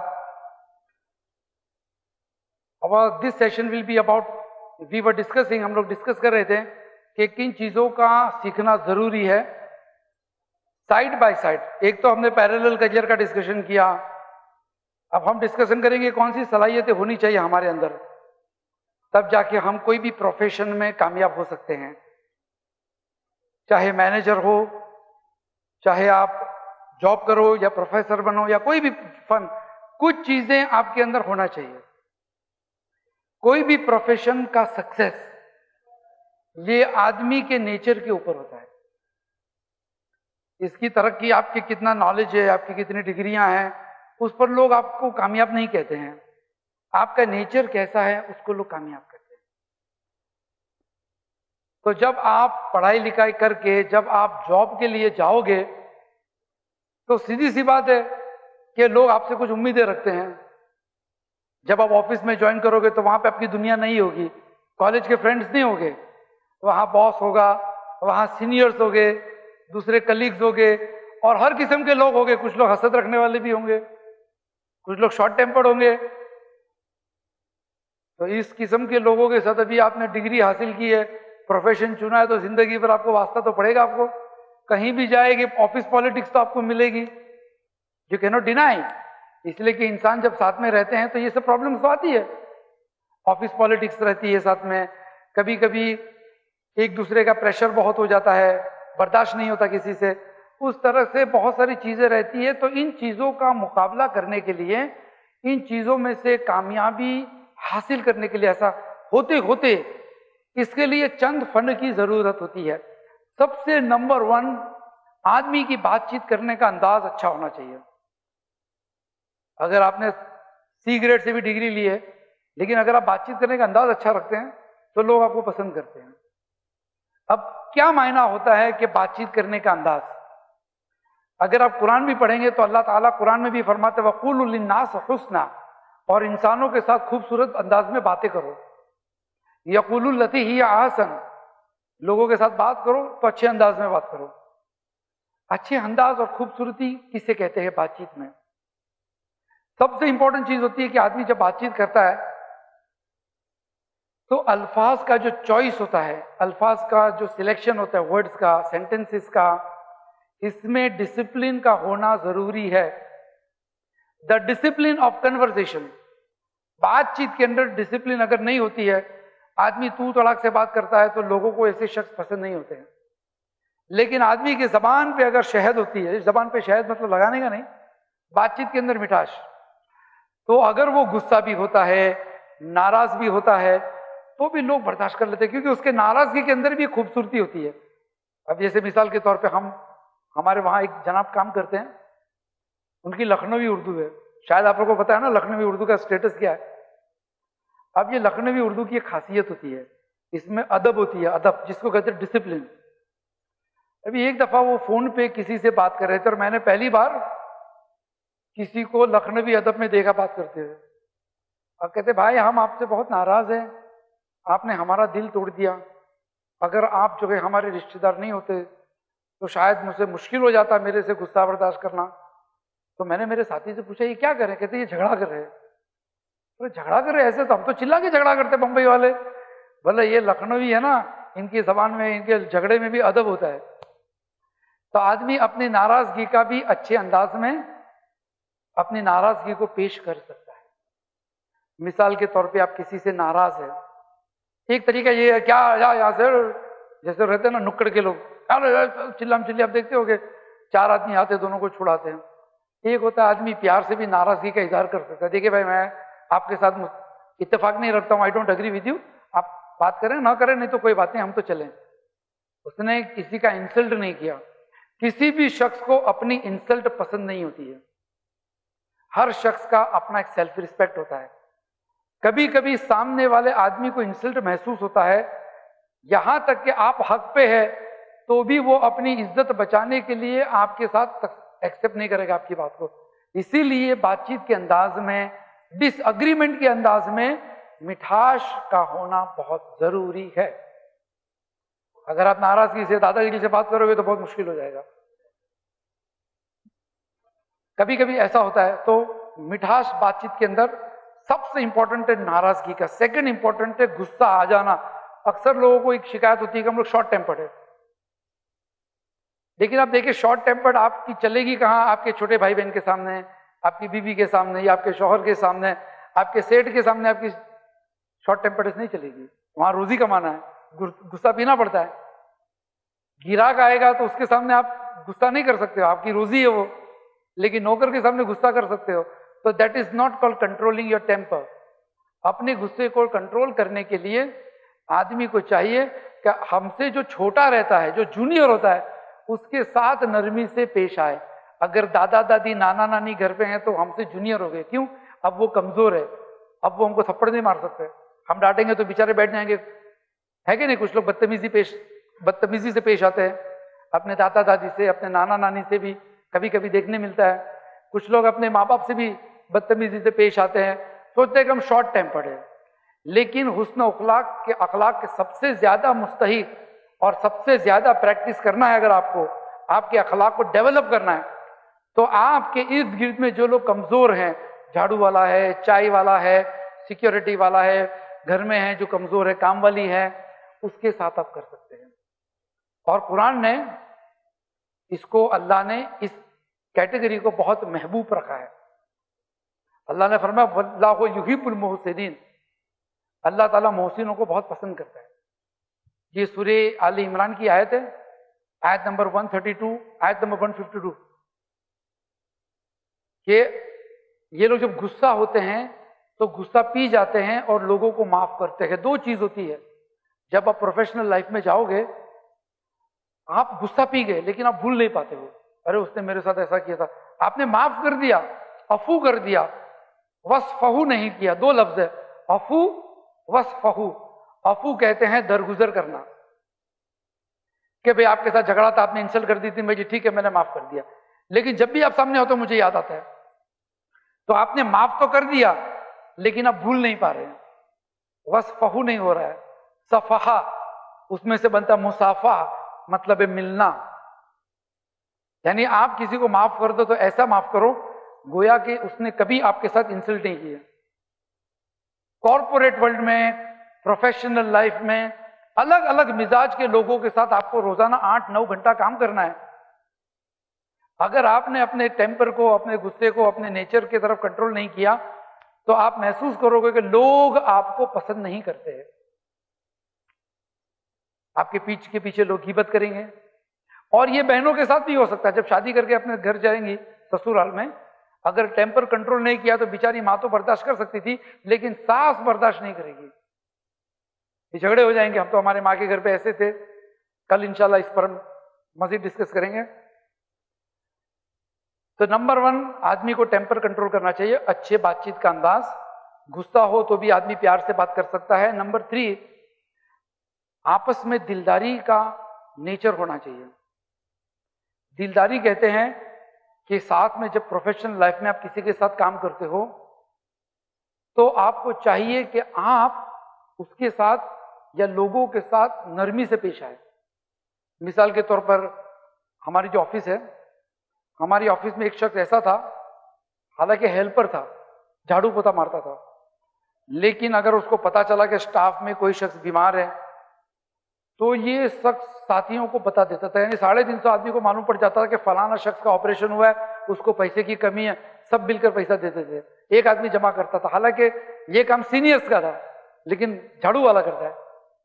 कोई बीमार पड़ा तो इयादत करके ऑफिस में आता था, 8 बजे इयादत करके 10 बजे ऑफिस में पहुंचता था। हालांकि उसको उसकी तनख्वाह मिलती है क्या, उसको प्रमोशन मिलने वाला है क्या, नहीं मिलने वाला उसको, लेकिन एक शौक है कि इंसानों के साथ, साथ में काम करने वालों के साथ एक राब्ता रखे। जब मैं हज पढ़ने गया तो मुझे पता चला उस शख्स का इंतकाल हो गया जो सबके साथ अच्छा सलूक करता था। यानी हज में मुझे दुख हो रहा था कि अच्छा एक आदमी चला गया ऑफिस में से। हालांकि कितने लोग मर जाते हैं हमारे आसपास में, किसी का अफसोस होना कि आदमी चला गया, क्योंकि हमको नुकसान पहुंचा है ऐसे आदमी के जाने से जो आदमी लोगों का फायदा पहुंचाता था। किसी की जरूरत पूरी करना ऑफिस में, ये बहुत बड़ी बात है।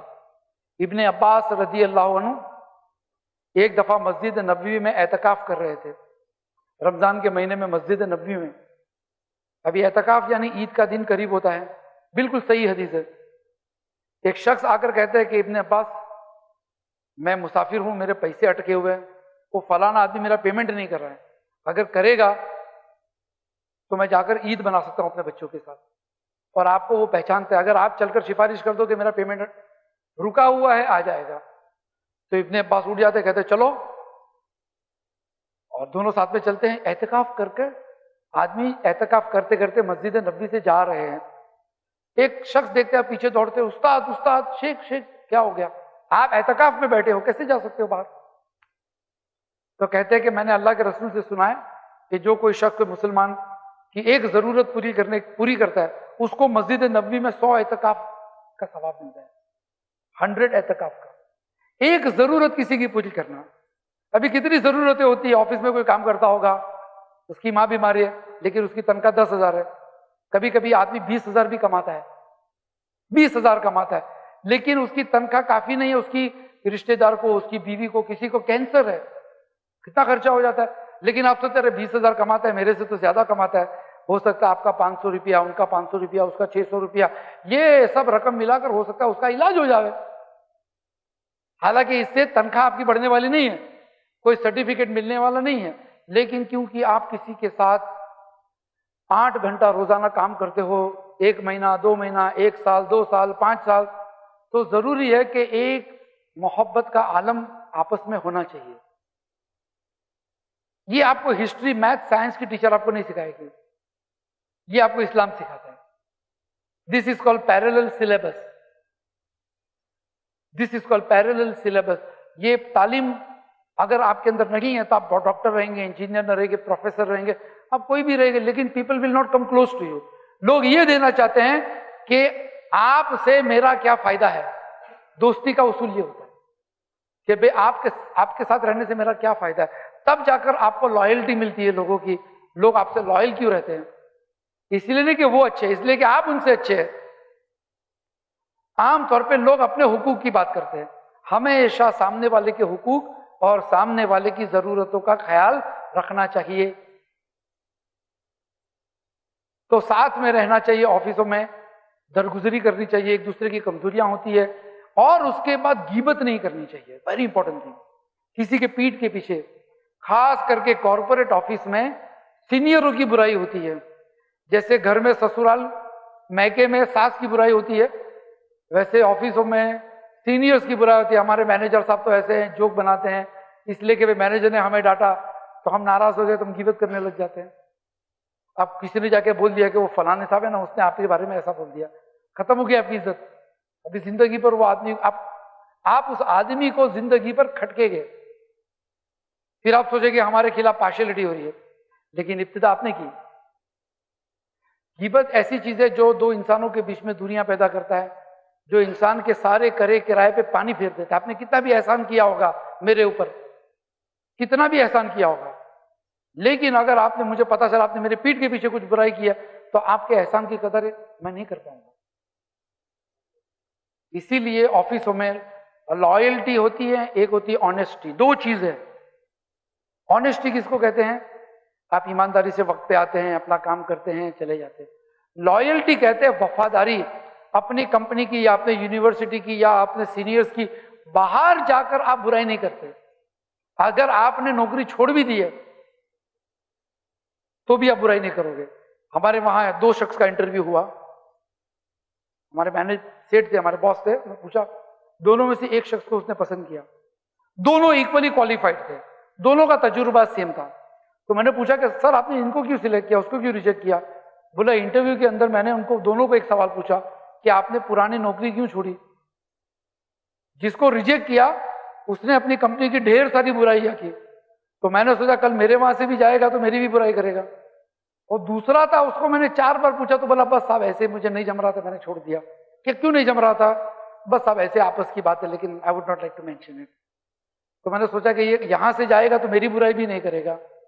तो कभी कभी आप किसी की बुराई करते हो तो आपको माइनस मार्क मिलता है। आमतौर पे हमारी आदत रहती है ना नैगिंग करने की, नैगिंग करते, रोते ले, कुछ लोग रोते ले रहते। आप जब भी मिलो तब कुछ ना कुछ शिकायत करते हैं, कभी ऑफिस की शिकायत, कभी बीवी बच्चों की शिकायत, कभी महंगाई की शिकायत। तो people will not find you positive. Everybody loves positive personality. सबको पॉजिटिव लोग पसंद है, जो खुश मिजाजी होते हैं, जिनके साथ रहकर अच्छा लगता है, हंसी मजाक। ये आदमी रहता है तो उसको लाइफ ऑफ द पार्टी कहता है। आपने ये टर्म नहीं सुना होगा शायद, लाइफ ऑफ द पार्टी। कुछ लोग होते हैं ऐसे, 60 साल की उम्र में, 70 साल की उम्र तक वो वैसे ही रहते हैं। What is life of A party? सबसे इंपॉर्टेंट है कि ऐसे लोग नैगिंग नहीं करते हैं। जब आप इनको मिलोगे, इनको दर्द भी हुआ होगा, इनको यहां बगल में फोड़ा होगा, आप मिलेंगे तो ये प्यार से कैसे, अच्छे अल्हम्दुलिल्लाह, खुश है, हाँ है। पैसा नहीं होगा, बस स्टॉप पे खड़ा होगा, 1 घंटे से बस नहीं आई, कोई आएगा, कैसे हैं आप? अल्हम्दुलिल्लाह, बस का इंतजार कर रहा हूं। दूसरा होगा 5 मिनट बस लेट आई, अरे क्या हमारा सिस्टम है यार, बस भी लेट है, अल्लाह ने पैसा भी नहीं दिया कि मैं रिक्शा कर लूं। तो वो नैगिंग शुरू कर देता है। तो जब आपके सामने कोई नैगिंग करेगा तो आप देखिएगा आपकी साइकोलॉजी, आप उस शख्स से दूर हो जाएंगे। चुनांचे अगर आपने भी नैगिंग किया, आपकी शिकायत खोरी की अगर आदत रही, तो हो सकता है लोग आपसे भी दूर हो जाए, आपको पता ना चलेगा। आप सोचे कि मैं इनके साथ इतना अच्छा हूं, मैंने इनका कुछ बुरा किया नहीं हूं, तो ये मेरे से दूर क्यों रहते हैं? आप नहीं जानते हो कि आपके अंदर जो नैगिंग एटीट्यूड है उससे लोग दूर भागते हैं। नैगिंग एटीट्यूड कभी भी जिंदगी में नहीं होना चाहिए। बड़ा अच्छा वाकया मैं आपको हदीस में से सुनाता हूं, अय्यूब अलैहिस्सलाम का। कससुल अंबिया इब्ने कसीर ने इस वाकये को दर्ज किया। आपको पता नहीं, हजरत अय्यूब ये नबी थे, 70 ईयर की एज में इनको चिकन पॉक्स हो गया, 70 की एज में। और बाज रिवायतों में आता है कि 17 साल तक इनको था, 17 ईयर्स, 17 साल तक इनको था। यानी यहां तक कि इनके जो जिस्म के गोश्त के लुथड़े भी गिर जाते थे। लोगों ने गांव के बाहर कर दिया, कचरे के डब्बे के बाजू में। एक जमाने का नबी, जमींदार, बाइज्जत, लोग इन्फेक्शन की डर से उनको कचरे के डब्बे के पास छोड़ दिया कि अभी ये मर जाएगा, लेकिन जिंदा थे। कोई अगर आके पूछता था शेख कैसे हो, दूर से बात करते थे, कोई नजदीक भी नहीं आता था। अल्फाज है हदीस के कि वो कहते थे अल्हम्दुलिल्लाह मेरी जबान और मेरा दिल तो ठीक ठाक है, इससे मैं अल्लाह को याद करता हूं। आज हमको जरा सी सर्दी हो जाती है तो नमाज छूट जाती है कि नहीं? थोड़ी सी आज जरा सा जुकाम हो जाता है या पेट में दर्द है तो हम माँ को चिल्लाते हैं आज खाना कैसा बनाया, जरा नमक ज्यादा गिर जाता है, चाय ज्यादा गिर जाती है तो नाराज हो जाता है। हमारे अंदर बर्दाश्त का मादा नहीं रहा, पेशेंस नहीं रहा हमारे अंदर, इसीलिए फिर हमारे अंदर वो नैगिंग का एटीट्यूड आ जाता है। अब ये नबी है फिर भी कहते हैं अल्हम्दुलिल्लाह। क्या अल्लाह ने फरमाया नहनु नकुस्सु अलैका अहसनुल क़सस, हम तुमको खूबसूरत कहानियां सुनाते। इसमें क्या खूबसूरती है? किसी का बच्चा खो गया, कोई जमीन में धंस गया, कोई पानी में डूब गया, क्या बात है? इसमें खूबसूरती क्या है? इसमें खूबसूरती है इन कहानियों में से आपके पर्सनालिटी डेवलपमेंट के सबक, आपके पर्सनालिटी डेवलपमेंट के सबक है। जब आप अय्यूब अलैहिस्सलाम का किस्सा पढ़ते हो तो आपको लगे कि आपकी बीमारी बहुत छोटी है। दोबारा जब आप बीमार पड़ेंगे, आप क्लास में बैठेंगे तब रोएंगे नहीं, हिम्मत से बैठोगे। मैंने देखा हूं लोग टीबी के पेशेंट है, इंटेस्टाइन का टीबी होता है, मैंने ऐसे मरीजों को देखा हूं 65 साल की उम्र में फिर भी वो लोग कमाते हैं, काम पे जाते हैं, बैग लेकर बंबई की ट्रेनों में लटक कर धक्के खा के हो जाते हैं। उसको कैसे हो सर? अच्छा तो आपकी टीबी, अरे वो तो रहता है ना निसार, डरने का थोड़ी, जिंदगी को थोड़ी रोकने का। यानी इनको देखकर हमारी हिम्मत अफजाई होती है, हम हट्टे कट्टे, ये कमजोर मरीज लेकिन हिम्मत वाला है। वरना क्या होता है, हम रोने की आदत हो जाती है, जब देखो तब रोते रहते हैं। 10,000 रुपया तो कहते मेरे पास 12,000 नहीं है, अल्लाह ने 15,000 दिया तो कहते 25,000 नहीं है, अल्लाह ने मारुति दी, सुजुकी दी तो कहते मेरे पास होंडा नहीं है, अल्लाह ने होंडा दी तो कहते मेरे पास मर्सिडीज नहीं है। तो एक तरह की रोने की आदत हो जाती है गुफ्तगू में, तो लोग ऐसे लोगों को पसंद नहीं करता। This is personality. ये चीज आपको मैथ साइंस के क्लासेस अटेंड करने से नहीं आती है। कोई सीखता है क्या? टीचर खुद बेचारे ऐसे हो गए, जरा सा पूछोगे क्या हाल है तो मेरे शौहर ने रोज झगड़ा किया मेरे साथ। तो नैगिंग एटीट्यूड अगर निकल जाता है तो आदमी लोगों के सामने एक मजबूत शख्स बनकर पेश आता है। मजबूती का ये नहीं कि पहलवान है आप या किसी ने आपको थप्पड़ मारी तो भी आप खड़े हो गए, नहीं। मजबूती का मतलब होता है कि साइकोलॉजिकल स्ट्रेंथ होती है आदमी की, बर्दाश्त का मादा, चाहे वो बीमारी हो चाहे कुछ भी हो। और मैं आपको कहूं बहुत सारे लोग ऐसे होते हैं जो बर्दाश्त कर लेते हैं तकलीफ, लेकिन लग्जरी बर्दाश्त नहीं करते। ये भी एक चीज है, तकलीफ बर्दाश्त कर लेते हैं, लग्जरी में फेल हो जाते हैं। सब्र जो होती है, सब्र, पेशेंस, ये सिर्फ तकलीफ में नहीं होती है, सब्र होती है आपको लग्जरी में भी। आप देखो बनी इसराइल की जो कौम थी, बनी इसराइल की जो कौम थी, इनके ऊपर फिरौन का अजाब कितने सालों तक था? सैकड़ों सालों तक था। इनके बच्चों को कत्ल कर देता था, बच्चों को मार देता था, बेटियां जिंदा रखता था। यानी अल्लाह ताला कुरान में फरमाते हैं कि उसके अंदर बहुत बड़ा अजाब था, यानी बहुत तकलीफ थी इनके लिए, फिर भी उन्होंने सब्र किया। सूरह सजदा में अल्लाह फरमाता है क्योंकि बनी इसराइल ने सब्र किया, हमने इनको फिरौन से निजात दी। हार्डशिप के अंदर सब्र किया। लेकिन जब इनको लग्जरी मिली, मनोसलवा, जन्नत में से खाना मिला, तो क्या कहते हैं? सूरह बकरा में अल्लाह फरमाता है या मूसा लन नस्बिरु अला तामुन वाहिद, है मूसा एक खाने पे सब्र नहीं होती है। जन्नत का खाना है, रेडीमेड खाना आता था, बर्तन धोने की जरूरत नहीं पड़ती थी, शाम को दूसरा खाना आता था, लग्जरी। लेकिन जो कौम तकलीफ बर्दाश्त कर पाई वो लग्जरी बर्दाश्त नहीं कर पाई।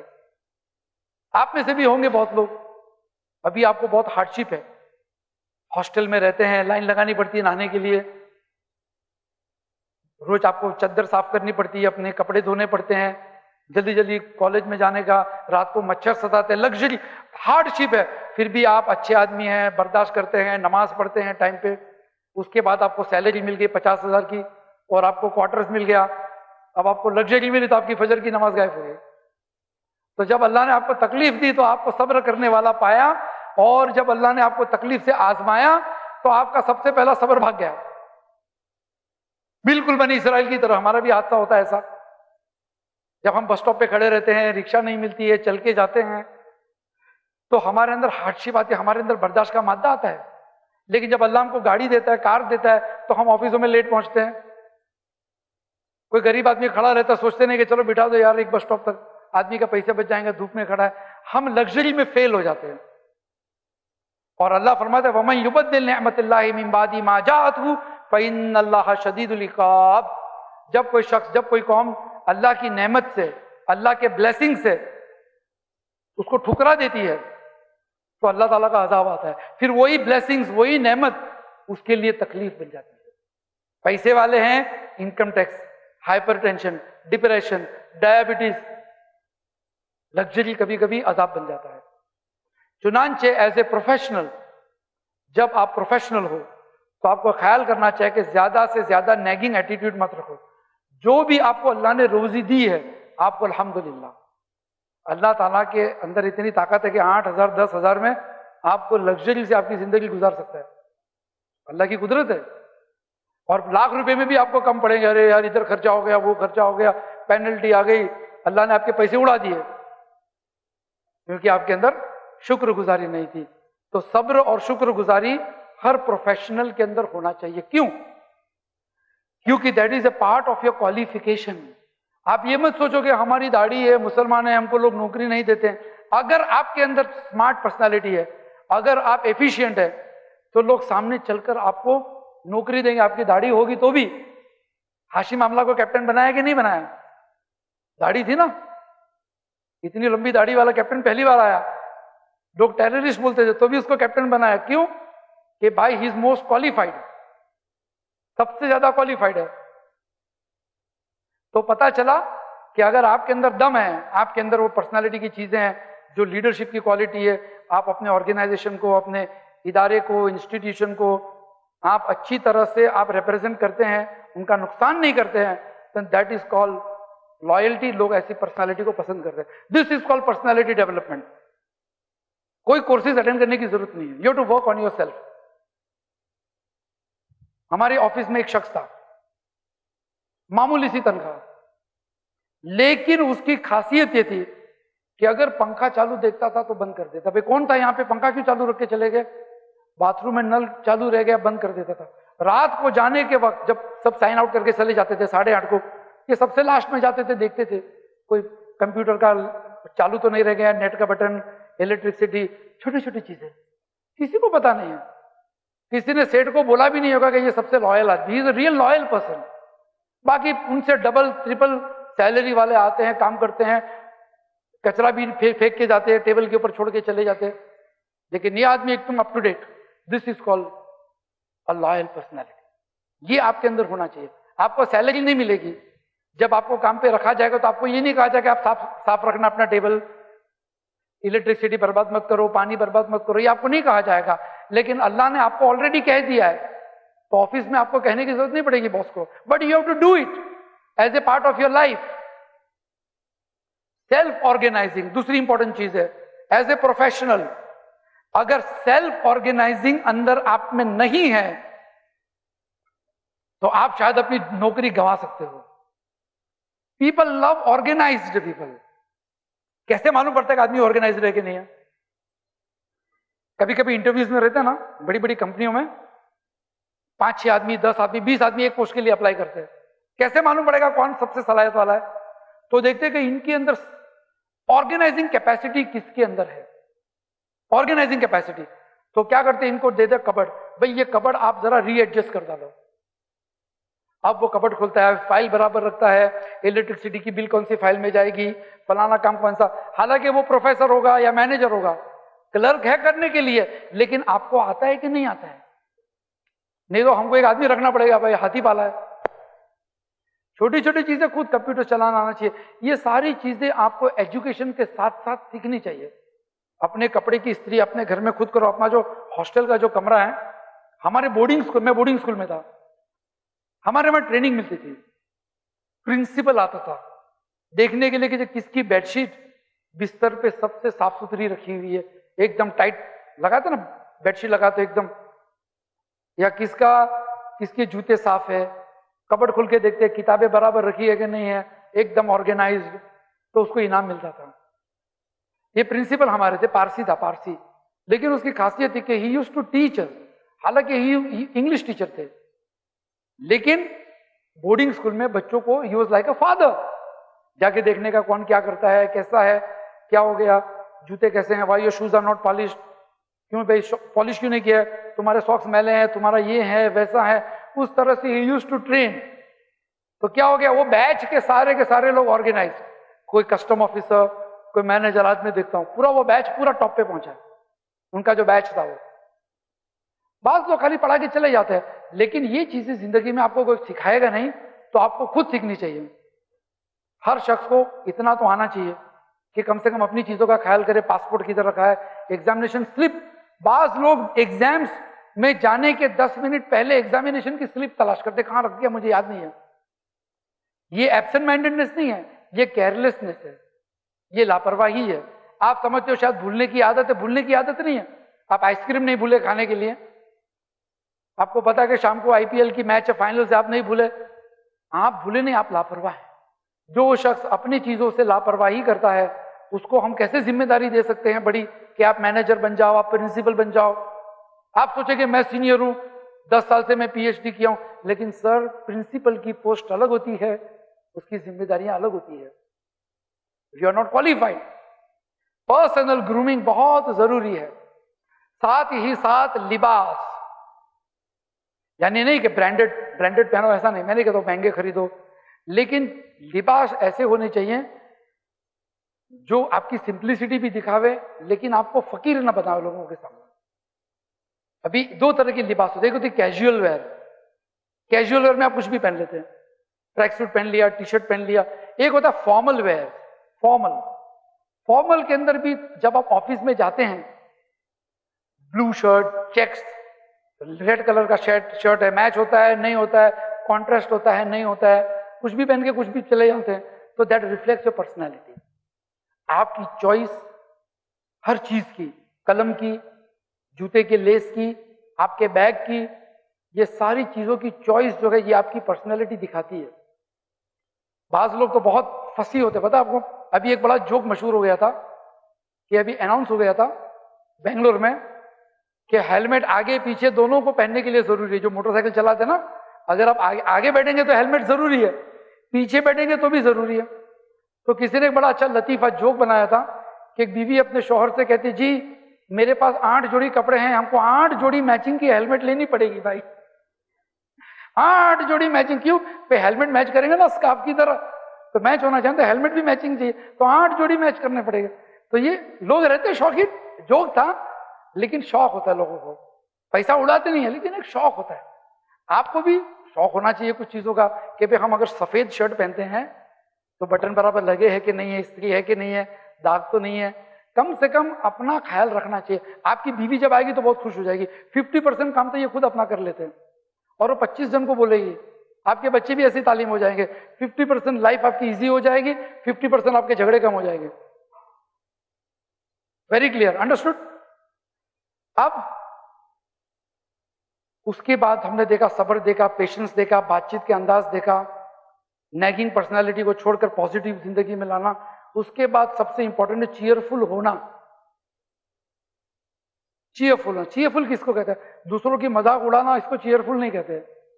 ये दूसरों की मजाक उड़ाना तो कुरान में मना है कि किसी की मजाक मत उड़ाओ, लेकिन लोगों के साथ हंसते हंसते बात करना, ये अंदाज ये डेवलप करना चाहिए, और ये सब कर सकते हैं।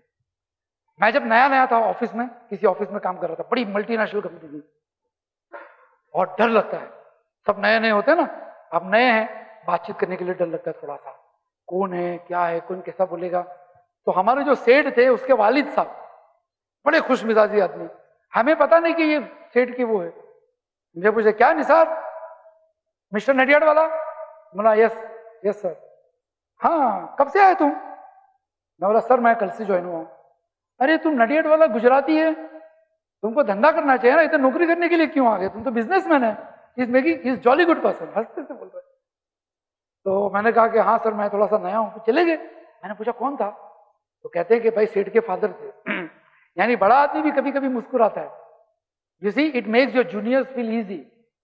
जब आप मुस्कुराकर बात करते हैं, आपके जो जूनियर्स है उनको अच्छा लगता है, और जब आप मुस्कुरा के बात करते तो आपके कलीग्स को अच्छा लगता है। आपकी मौजूदगी कोई हार्ड प्रॉब्लम सॉल्व कर डालता है। क्या हो गया?